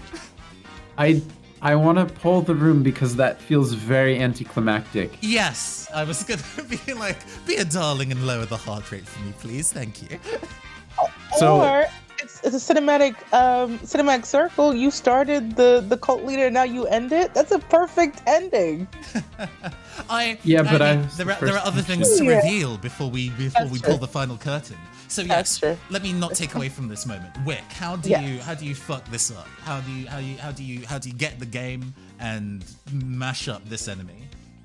Okay, so the spiked ball, this is where it gets interesting. The spiked ball smashes directly into the middle of the telephone dial ring, and it lodges in there. And so Wick is all of a sudden connected to all of the emotions of this thing, and is holding on and plowing their feet in because they're now in this transformed state, but you can see all of the emotion is glowing down the line toward them. And I'm gonna raise Wick's heart rate by 2 as they hold on to this monster and try to pin it down so that the others can get their shots in. Absolutely. Let's go and raise your feel free to go ahead and raise your heart rate by 2. I will. And then to make it interesting, I'll throw the next action to you, to the lovers. Also, this is very interesting, and the thing that I didn't consider in the rules. Usually when you won the encounter, it would be changing the other person's heart rate, but I love the idea that you could just become angrier and change their heart rate at all. That whips. Okay, cool. You pass it to me as the lovers. I think. Apologies that this is obviously going to look mean, but I'm doing this for a reason. The lovers kind of like they don't say anything. I think there's no mouth to say anything, but instead they kind of like extend all of the cables that are in their sleeves into the ground, and then they all rise up and try and ensnare and impale Silver Screen. Because the lovers is a heartbroken enemy, they have a particular heartbroken tag that they can use repeatedly as long as they remain heartbroken. So this will be rolling 9d6 with another 2 for intertwined fate. Okay. I have to roll against it. Yes, you can. Nice. With your 3d6. But don't worry, it won't be that number for very long.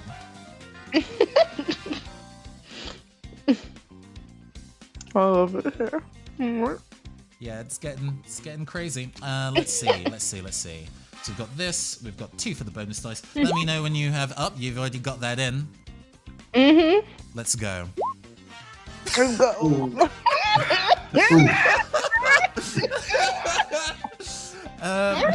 Oh God! Look at all those 6s. Yeah. All right. Yeah. Enough of this. Things progressed. Goodness.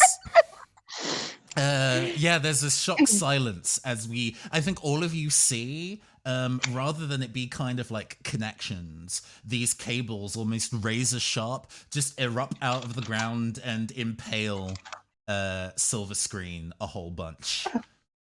And their heart rate lowers by, let's see, the difference By a lot. by 6, putting them to a heart rate of -3.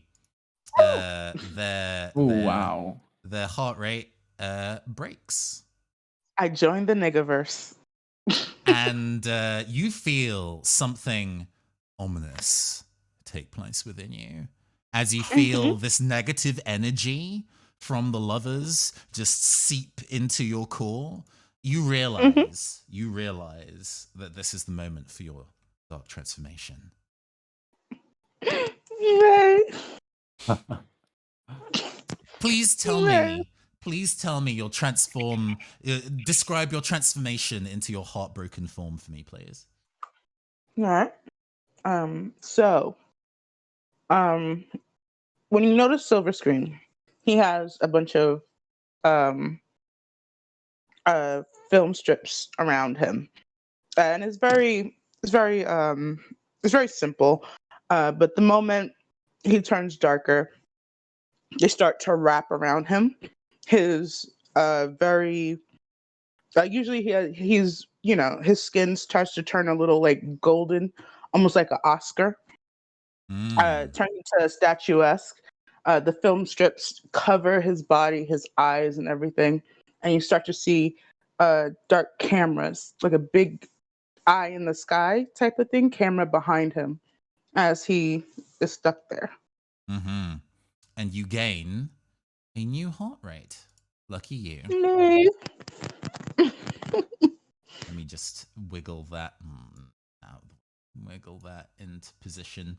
But yes, I will baton pass to you. While you are heartbroken, your heart rate resets to 5.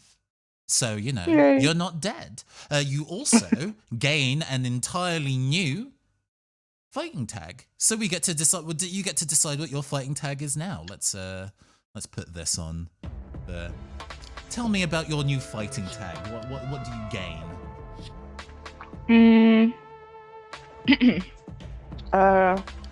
I gain basically omnivision, which is basically you see everyone on screen, and if they get into the light of the camera, just like his actual ability to stop people and turn it into another angle, instead he just like freezes people in place and kind of like rewinds them. Okay, cool tag. Very JoJo stand ability. I like that. So yes, it is your turn, heartbroken Amsterdam Silver Screen.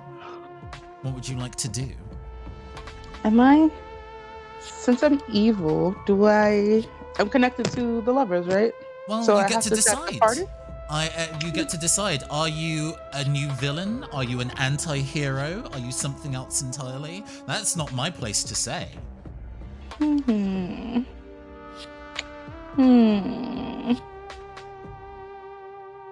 word of warning, however.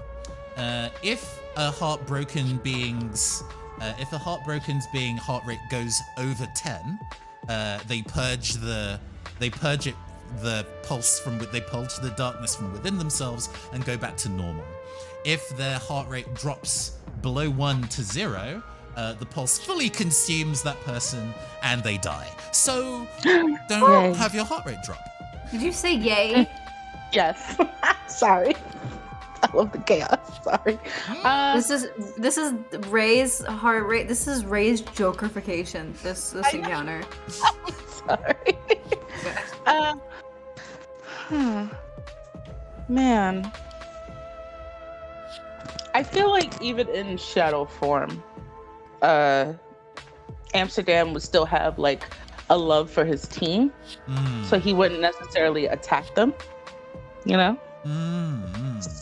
So it'd be more or less a he'll still attack, but if there is a area of effect where everyone gets hit, it's not intentional, but if it happens, it happens. That type of thing. Sure. So in that case, you might be making a roll rather than against another person, against the environment. So maybe you're making a roll to set up your freezing cameras around or something like that. Yes, exactly. So like that. Why don't you give me a roll of your heart rate +2 with your new Omnivision tag? Yeah.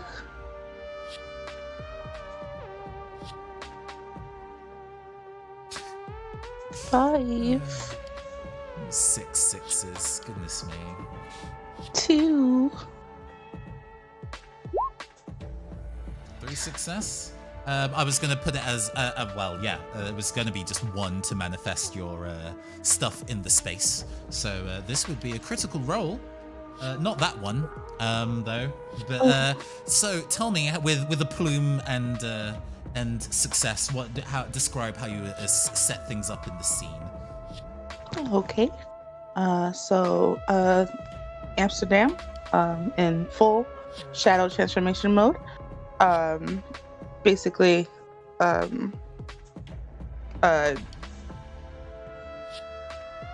doesn't move himself, but the cameras just like open up, and it's almost like a searchlight going on as the cameras are like surrounding him. Mm-hmm. And because you rolled a critical, you can move other people's heart rates in the scene by up to 2 points. Ooh.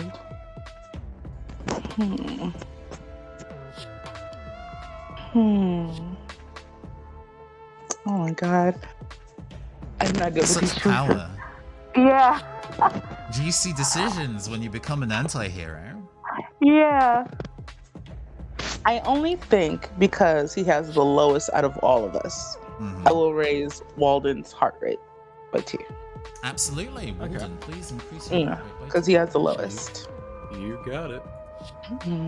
Is that who you're baton passing to?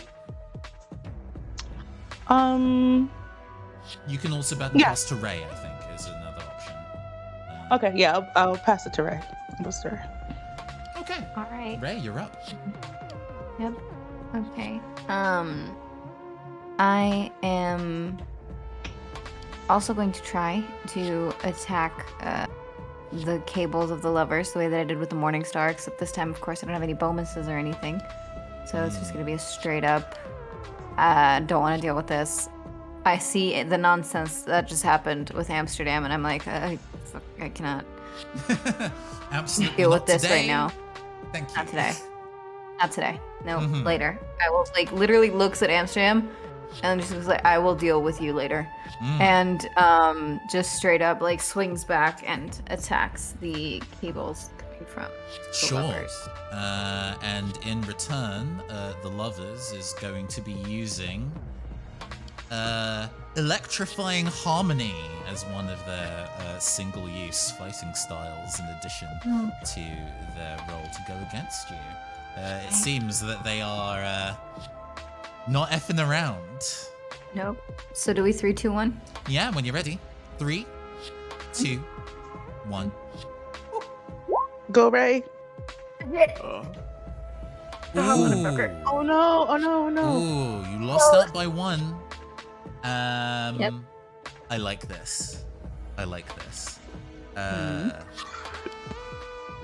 You swing at the kind of cables and you miss one, and one kind of like lodges in your shoulder, and you just hear the echo of Reggie being kind of like, you understand, right? What it feels to just not be understood. Maybe it'd be easier if you just let it go and absolutely ape shit. Increase your heart rate by 1, please. Yep. This is basically me like, don't you just wanna Yeah. go ape shit? And the answer is yes.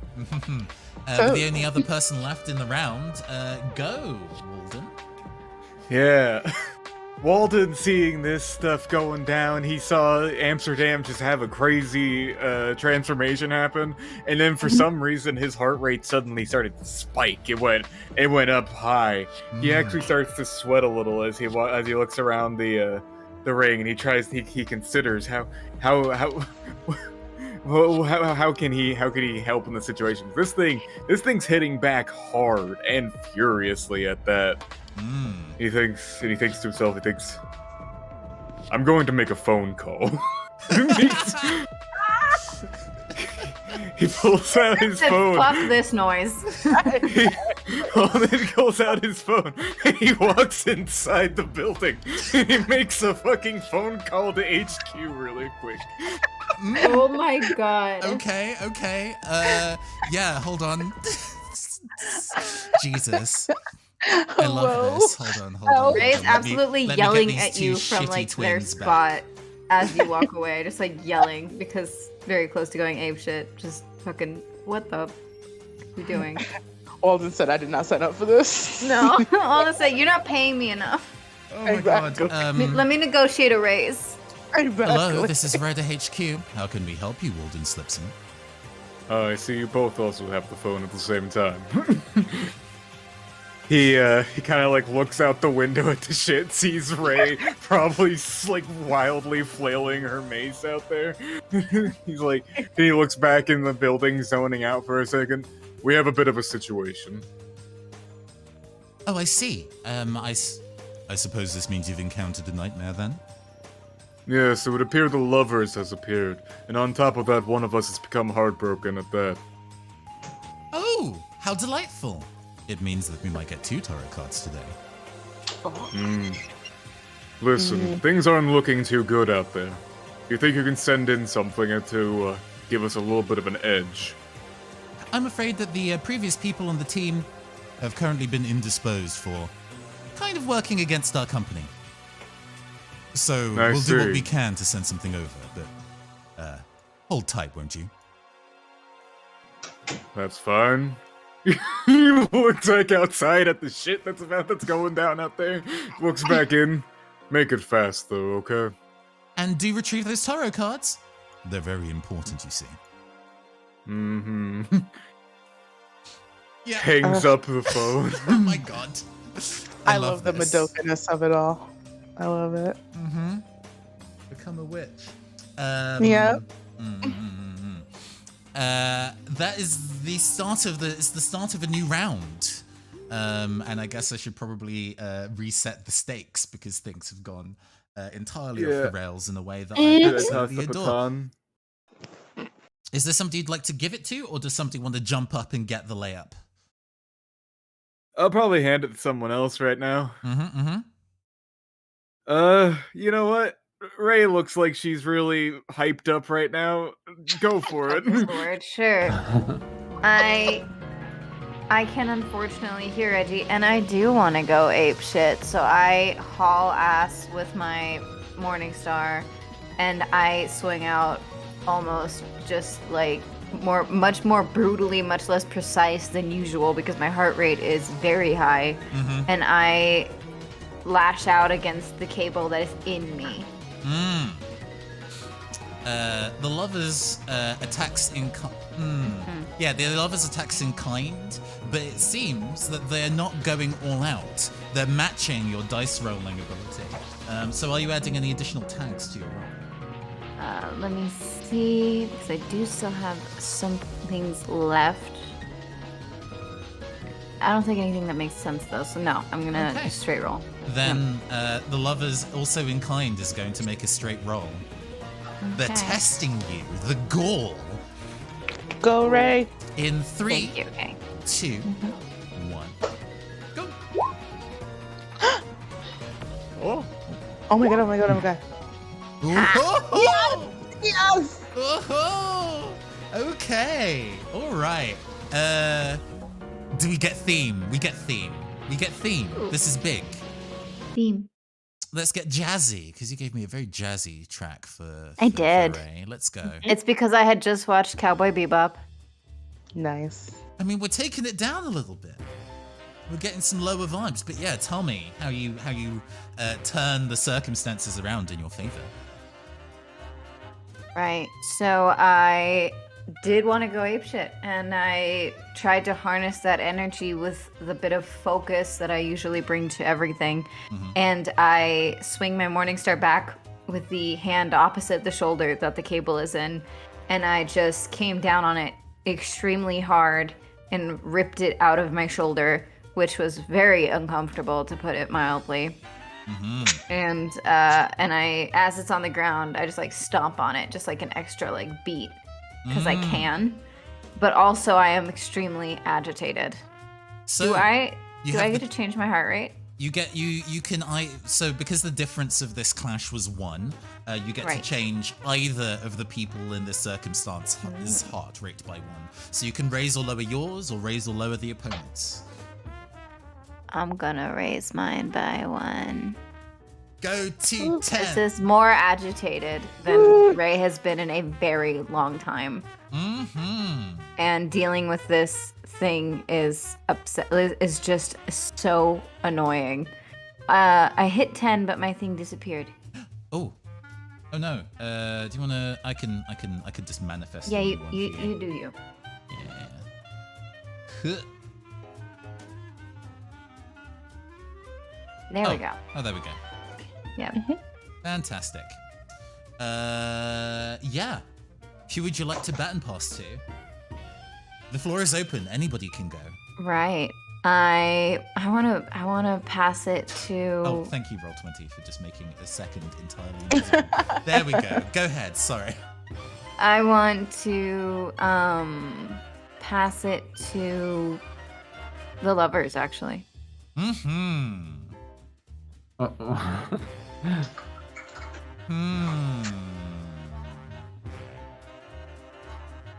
All right. Okay.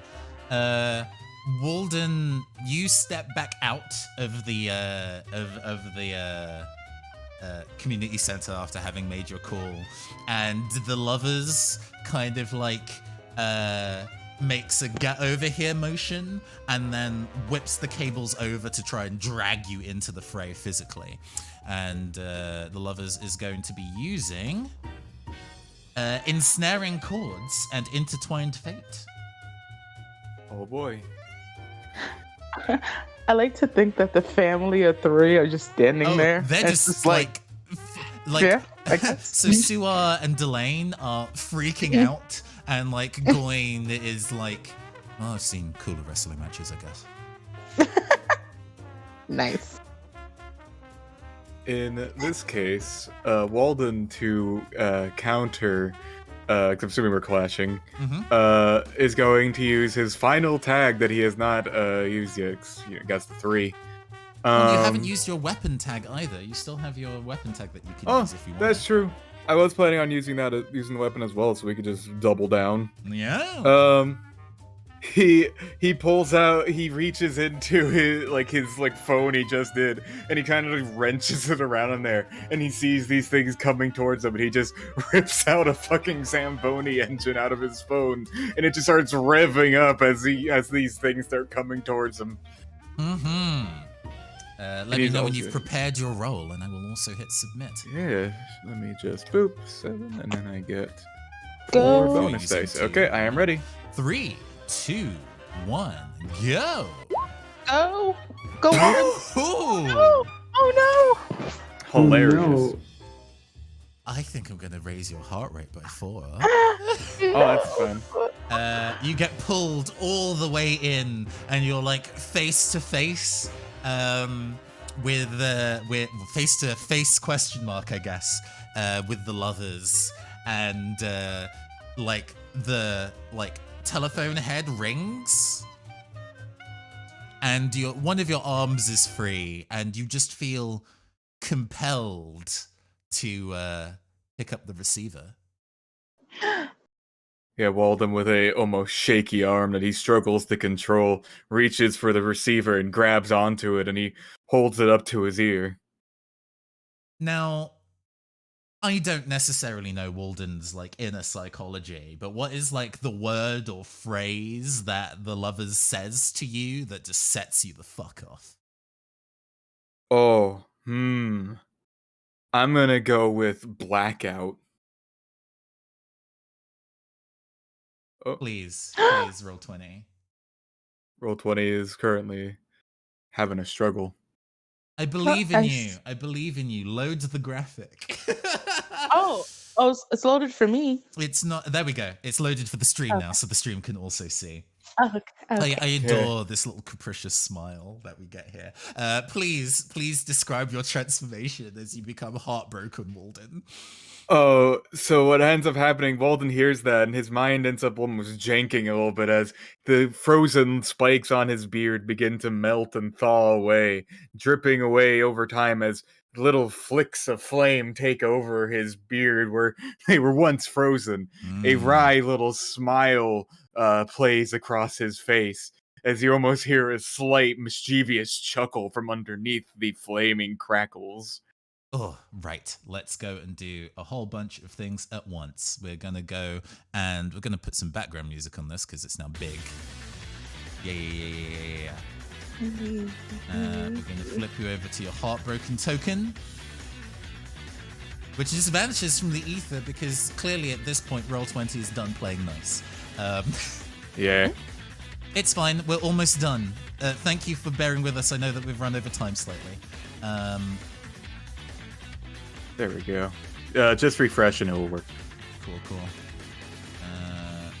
Just make sure that's moved over. Cool. There we go. Gosh.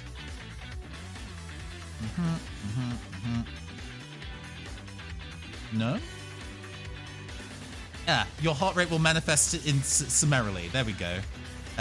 Multiple have appeared. Everybody's heartbroken today. You're heartbroken. Basically, giving them out for free. Your heart rate does reset back down to 5, but you are ready. He is indeed ready. He, oh god. Who's the lover's baton passing it to? Let's go to Silver Screen. Yay. I am, well, I'm only me, so I guess I only have access to what I have now, right? In Heartbroken form? Yes, although you can use your Omni Vision as many times as you would like. Yay. Alright, so I'm going to see if I can use it to at least freeze the lovers in place and try to keep them stuck for at least a turn. All right. So you're rolling with your 5d6 plus your additional 2. The lovers was distracted trying to bring out the darkness in yet another person. Exactly. So they are not going to roll anything fancy, and they're just going to roll their flat heart rate against you. Alright. Let me know when you're ready. I think I might need help with the roll. I think the computer. If the computer's playing silly, I will roll for you as well, if that's okay. Thank you. I'm so sorry. No, it's all good. It's all good. So that was 1 success from the lovers. Very beatable. Very beatable. Yes. With 3 successes from you, you can close this fight out.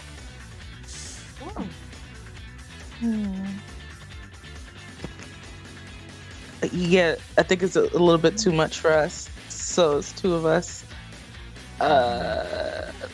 So yeah, we'll max all my power on the lovers and just try to like.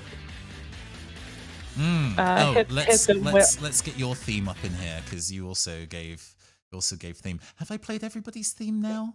I haven't played Alden's theme yet. It's okay. We're almost there. I guarantee we'll get at least everybody's theme music in, even if we don't see everybody's portraits.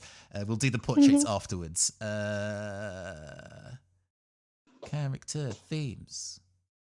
Here. Cool.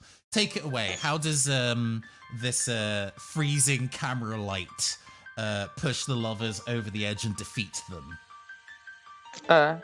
So basically it comes in at all angles. Like there's one behind, one to the left, one to the right, and then it just encapsulates them and just kind of mushes them together. Yeah, there is I think the lovers tries to escape, and as they run into one direction, they run into the light and kind of back away, and they try and back away in a different direction and run into that light well, and they start to close in on the lovers, and just the pressure of being in the spotlight in this fashion, which I think is preying on some of Reggie's kind of like younger insecurities. We flash back actually to when they were first performing as an ice skater, before they realized that they could become a child prodigy, and thus the idea of being observed was so crushing to them, and that memory bubbles up to the surface as the lovers is squeezed into nothingness, or rather there is kind of like an overwhelming flash of light, and with that out of the way, the lovers disappears. Do you have a cool one-liner that you say as the lovers is removed?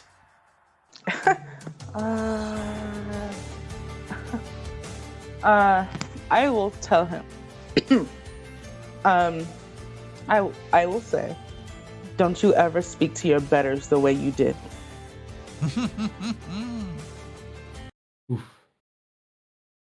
And in its place is Reggie Mendoza. Actually, it's probably not even the costume Reggie Mendoza. Scratch that. It's probably just the ordinary baseball cap one.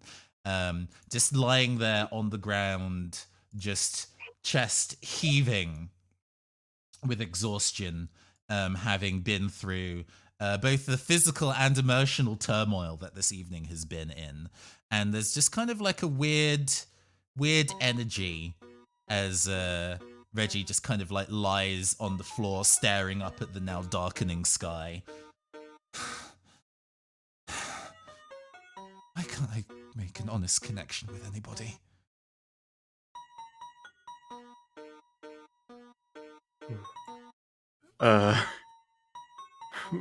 Heartbroken Walden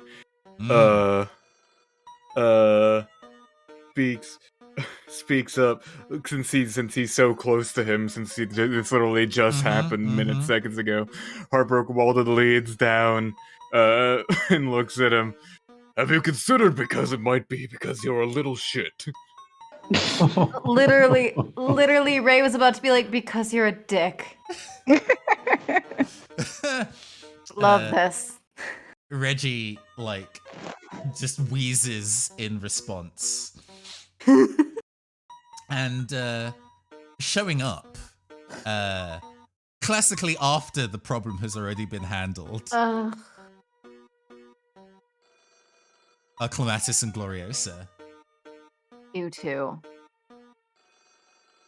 Oh, suck at your job. It seems that you've handled the nightmare. Excellent. This is what we pay you to do. Do we pay them? You get paid? Just implicitly, at least. Oh.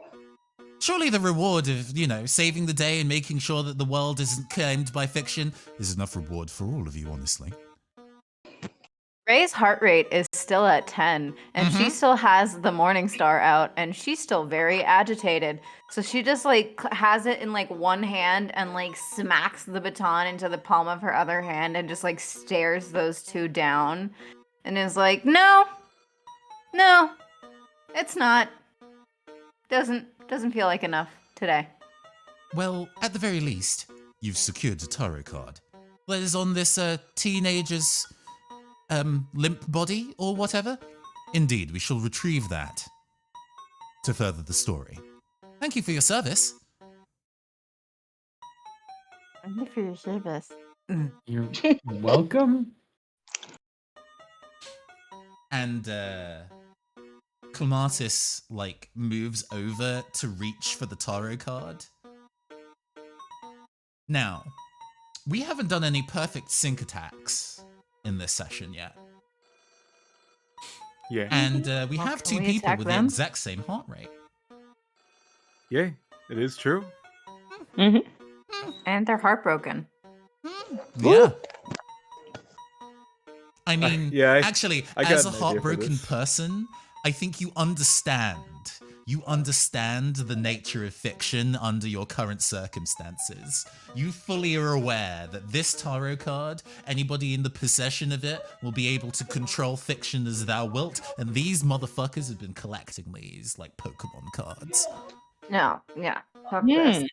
Mm-hmm. Yeah, I know a way we can snag that. Definitely. Yeah. Well, tell me. Walden. So go ahead. Go ahead. No, I was gonna say I freeze those two. Yeah. As soon as those two get frozen, Walden's Zamboni engine, now imbued with the power of flame over ice, begins to roar up as he uses it to projectile himself forward and snag it out of the person's hand before they can truly grab it, as he lets out a little wry chuckle as he passes by. Nice, I like that. Because you're heartbroken, you gain a new fighting style tag. So, do you want to go and A, make one up, and B, include it for your role? Yeah, yeah, I can make something up here. I think I'm gonna go. I'm going to go with flaming momentum. I dig that. I dig that. Wow. So, to do a perfect sync attack, both of you need to have the same heart rate, which you've already achieved. Both of you can add as many of your own personal tags to the roll as you want. So this is essentially both of you rolling together and pooling that dice and its number of successes.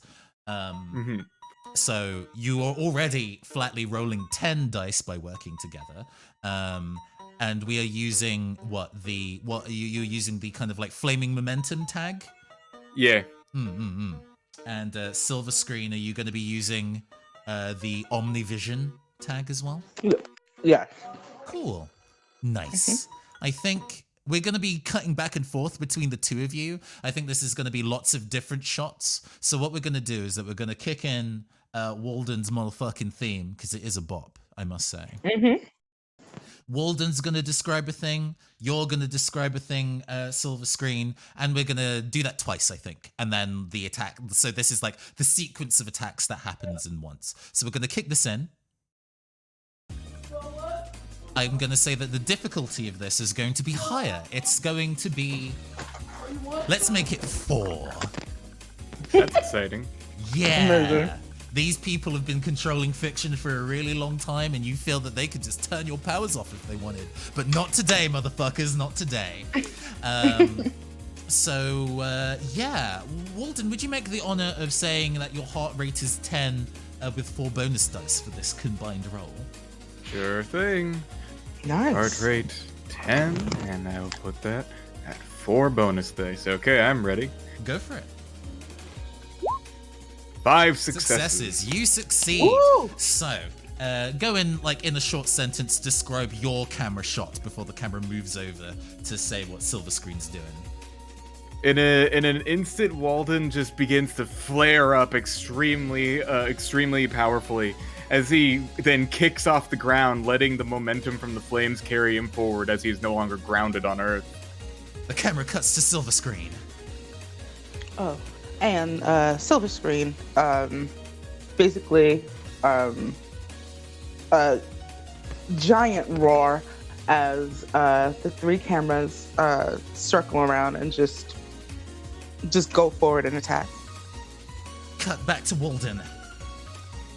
Walden, flipping through the air as the cameras begin to clip on, quickly passes past Gloriosa and then goes to Clematis to snatch that card away as he reaches out his hand. Gloriosa tries to intercept and reaches out a hand themselves, but final cut back to Silver Screen. And just like what happened to Reggie, each of them catch the 2 in midair and just keep them there and pushes them toward each other. With a burning immediately past. I have to ask, heartbroken Walden, is Reggie burned in this attack? Yay. Yeah, Walden, you have snatched this tarot card away from Clematis and Gloriosa and entirely ruined the very fancy outfit that Reggie normally wears. That is now just scorched in this kind of like burning blitz dash. Walden, you now have a card that with you can control a piece of fiction as thou wilt, as we move rapidly into the epilogue in a very interesting circumstance. Well, actually, yes. I think since we have a little bit of a wick, we're going to be going through. We're going to be jumping between these different between all 4 of you as kind of like epilogue scenes as the show closes out. Why don't you give me a tone to set as the backing track to this, and we can use that as a springboard for what is happening in the aftermath. Wick is a little bit confused about what they just saw. Is it a civil war erupting within the agency? That is there a breakaway faction? It appears it's so. one of tension and what's gonna happen next. What side should we choose? Are we renegades? Do I stick with my teammates or the agency? Ooh. What about Ray? Yeah. I like that. Let's go kick in with this. Yeah. We've got the tension up. Let's go. So yes, we get that little bit of monologue from Wick as you kind of wonder in the moment, is this a new civil war breaking out within Ryder? And then we jump to a scene at some point in the future where Wick is now preparing for this new reality. So where do we find Wick at this kind of point in the future now that civil war among Ryder has broken out? This is an allusion to the very first scene with Wick. It's a quiet moment, but the music can be intense behind it. Wick is in the cemetery at the gravestone of their mother, and they have their mother's bowling ball, and they kneel down, and they're just like, "Mom, I don't know what to do." Cut. You look up to the sky, and the camera follows you. Who are you batting passing to? I'm gonna pass it to Ray, because we haven't heard from Ray in a bit. Ray. Where do we find Ray now that the Ryder Civil War has started? Ray is still agitated. Ray is annoyed. Ray is not getting paid. Definitely not getting paid enough. She is, I think, first using her whatever rational power she has still functional through the rage that is still bubbling a little bit, to kind of use her glasses first to see where she needed most. Yeah. I like the idea that you've commandeered some of Ryder HQ for this purpose. And we kind of see a kind of setup of computer terminals, holographic screens going off. You know what all of these things do. You'll find the truth. We zoom in on one of these holographic screens. Who are you batting passing to? I'm passing to... Wait, who's left? Walden and Silver Screen. All right, I'm gonna pass to Walden. Walden, he is riding his now flaming Zamboni in the sky like some kind of merry evil specter. Anti-Santa Claus. Evil Santa. Yeah.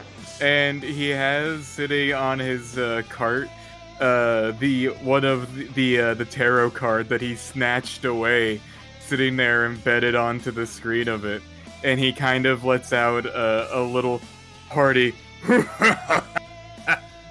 as he rides in the flaming chariot through the night, going off to find more.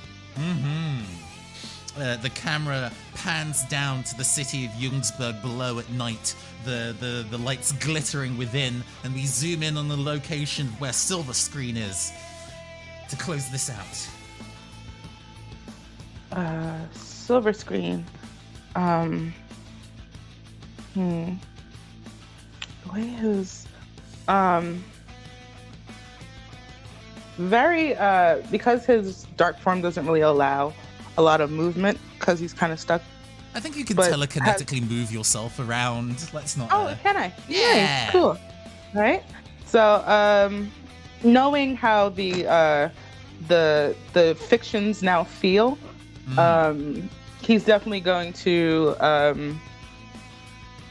just throughout this journey, he's been slowly appreciating, quote unquote, different types of art styles, especially when he did the drawing of the painting with everyone. He still thinks cinema is the top tier, but he's slowly letting his heart go to other forms of art, and especially fiction. So he is full staunch, going against the establishment, starting a civil war, just completely causing chaos. Fabulously. Absolutely. As it goes through it. Absolutely. And to move to, I guess, the final note of things, we get like a voiceover over the city where so I suppose that's the circumstance that we've put ourselves in now. Yes, indeed.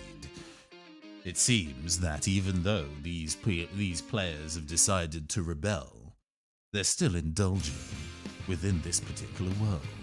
The civil war shall reign, and we shall continue to try and create some new protagonists. After all, now that we have these new anti-heroes, there are new things that they have to run into. Please expect a Blu-ray soon.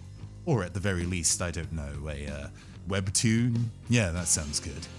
Until next time, this has been Arcana Core, Mysteries of Heartache. Thank you very much, everybody. That has been Arcana Core, Mysteries of Heartache. Thank you very much for playing, everyone. It was fun. Thank you. Thank you. Yeah, this has been very wild. Let me go and put something on a bit more calming now that we've completed our narrative. I know that we've run a little over. If people need to vanish off for the evening, that is absolutely fine. I like to do comments and kudos at the end of streams, so everybody can kind of go and say one thing that another player did that they thought was dope. I always like to close out on those, and then like shameless self-promotion and things like that.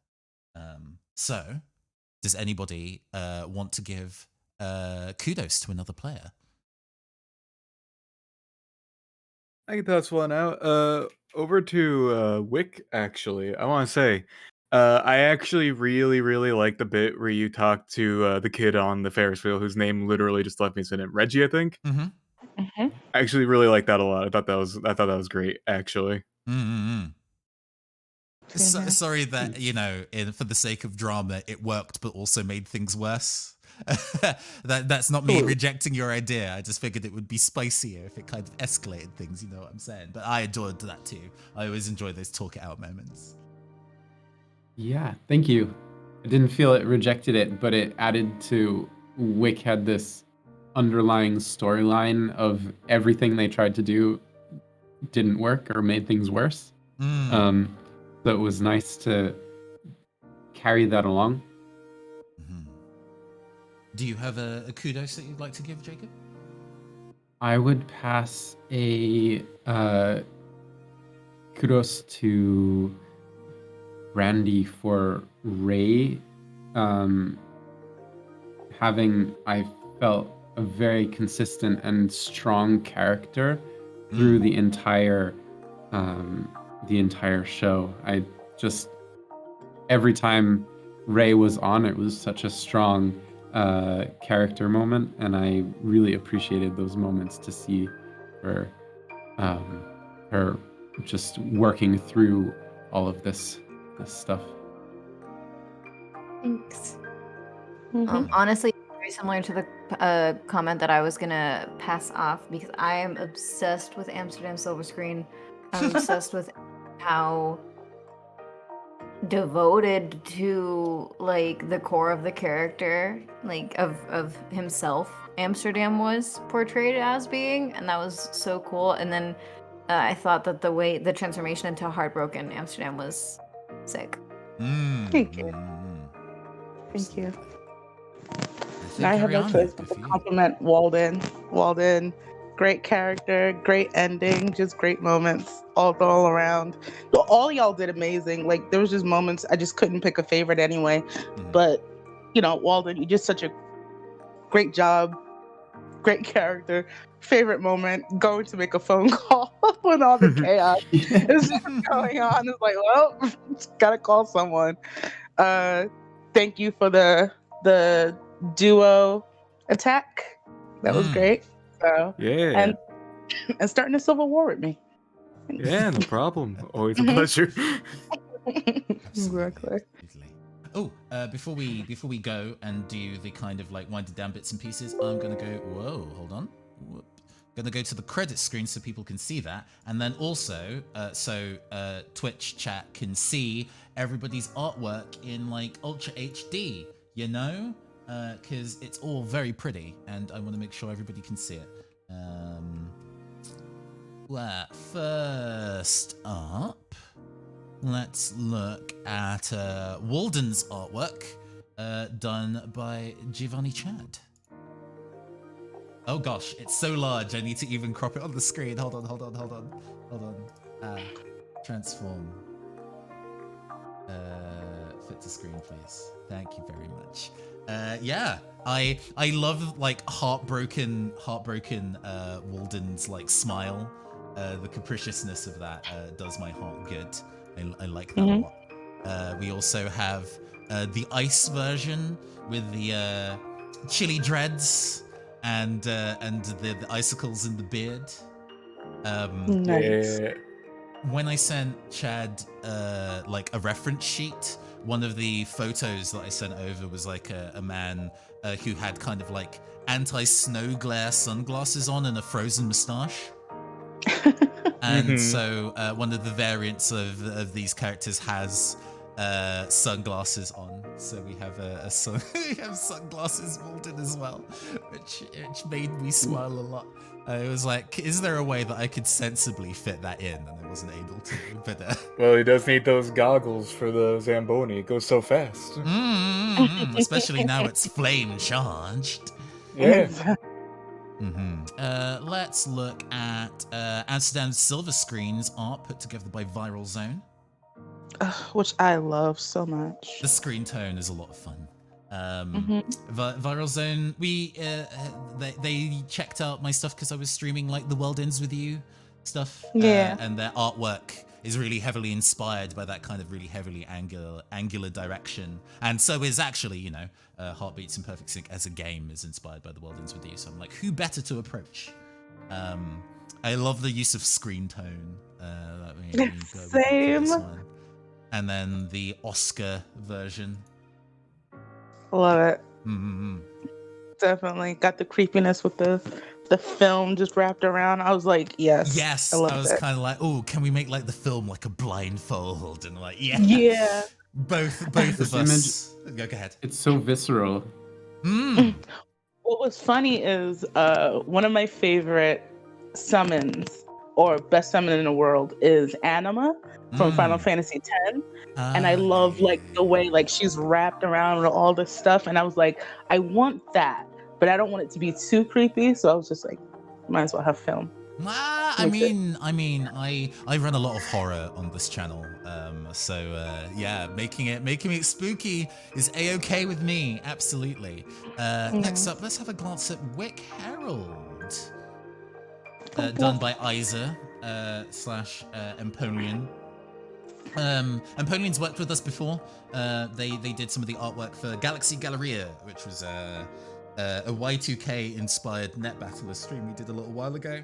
And they're just really good at doing wholesome shonen characters, you know, that kind of specific energy, kind of giving over the references of Sailor, oh gosh, Haruka from Sailor Moon, the tomboyish Uranus. Thank you. Yes, that's Uranus. And I was like, yes, good. And like working in the kind of more gothy, heartbroken version, and then when talking to Empoleon about it, she was like, "Oh, I mean, that's big Yu-Gi-Oh energy if they have like a flaming aesthetic. So we could have had potentially Heartbroken Wick, who definitely looks like a Yu-Gi-Oh villain, and I love them so much. The earring, wow. I want an earring like that. It's amazing. Really." With the bowling pin choker. eyes as well. Yeah. And the choker adds just mwah, Perfect. so good. Maximum goth. And last but by absolutely no means least, separate folder. Let me go open that. Ray Atsume, who we have here.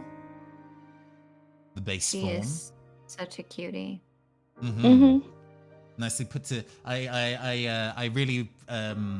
Pyro Kid Sosa is the artist for this. They also have a really kind of like bold line art anime style. They're Which is actually also a game perfect. developer. Because so- that's the kind of style that I like the most. Bold lines, Mm. very clear, very clean. I'm Love it. slowly teaching myself to kind of draw in that kind of style. Digital inking is something that I'm relatively new to, but I've been definitely inspired a lot by all the people that I've been working with across this session and Arcana Core previously. Working with so many artists has definitely, I think, leveled myself up a little bit as well. It's really dope to work with other artists on things. Yeah. Rambling. Let's look at the heartbroken form of Ray. We got very close to seeing her. Yeah. Yeah, Look at I that winning imagine smile. to see her. I am obsessed with her. I am her. I love her. She looks like she could fucking rip somebody's like whatever straight out of them. Like just Yes. no hesitation and laugh about it. I also really love the like outfit. Looks very like warrior monarch type look, Yeah. which I love, and I love the pointy crown. I wish I had the pointy crown. No, I was kind of like when you gave the design references earlier initially, and I adored the kind of like, and when she's heartbroken, she just loses the irises and pupils. I'm like, yeah, that's sick. Love that. Yeah. But and then since you have a morning star as a weapon, I was kind of like, oh well, we want the kind of like a evil lord, like one of those enemy characters in Fire Emblem that is kind of like sends people out for a while until you fight them directly. They need that kind of crown. Let's go. So I'm also absolutely getting Princess Mononoke vibes, and that is the amount of feral that I and Ray strive to, or at least Heartbroken Ray strive to constantly. Indeed. Ugh, so good. I loved all of this artwork, and thank you again, all of you, so much for playing with us. Let's go and do a quick shout outs for everybody and so they can introduce themselves one last time. Let's go from the bottom to the top. Jacob, say goodbye to the party people. Where can they find you? Thanks, everyone. I'm Jacob Lefton. You can find me on Twitter at WaterMosaic. And I don't have anything upcoming, but stick around and there will be stuff. And Ariana. Hello, party people. My name is Ariana Abraham. You could find me at Lady Aima on Twitter. I am going to be in an on-running audio drama called In Between. So look out for that. And anything else I have going on in the future, I'll be here. Fantastic. Brandy. Yes. So I will also, usually you will find everything that I'm doing announced on my Twitter, which also has my link tree that has all of my guest appearances on it. I've just recently been able to announce that I'm joining Lords of Faerun in the permanent cast starting next week. Congratulations. I am also in the permanent cast for Gods of Color, which is currently in its prequel stage and Patreon only, but once next month starts its public campaign, and will be going out weekly, or I think bi-weekly as well. And I will be on several other things as a main cast member that will be announced shortly. I also forgot to mention earlier, in addition to the podcasts and the streaming and the Twitch streaming, which is twitch.tv/cutestpatoot, or yeah, that's the way around. I'm also a game designer, and I have 4 games out right now. I have 2 more coming out within the next month, and another one coming out the month after that. So cutestpatoot.itch.io has all of my games on it. But again, all in all, you can find all of my things mentioned, pushed, and promoted on Twitter at TheBrandyRose. And lastly, but absolutely by no means least, J-Man. Hi, I'm J-Man. Like I said before, you can find me pretty frequently over on twitch.tv/stabminutes, which in literally 5 minutes Oh is my going god, to be I've going kept you for live. so long. I'm Yeah. sorry. We're going to be airing a bunch of our pre-recorded Patreon content while we wait to gear up for our next sessions of Indigo. So go check that out. We're airing Best, which is our fun summer anime spin-off thing that we put on Patreon. Mm-hmm. So be sure to go check that out. It's something. Mm-hmm. And Yeah. sorry again for running on super long. I apologize, but you've all been absolutely fantastic. I have been your androgynous android game show host from the future, Nathan Blades. You can play Heartbeats in Perfect Sync yourself by going to sixofspades.itch.io. It's a good game, I swear. You just saw how good it was.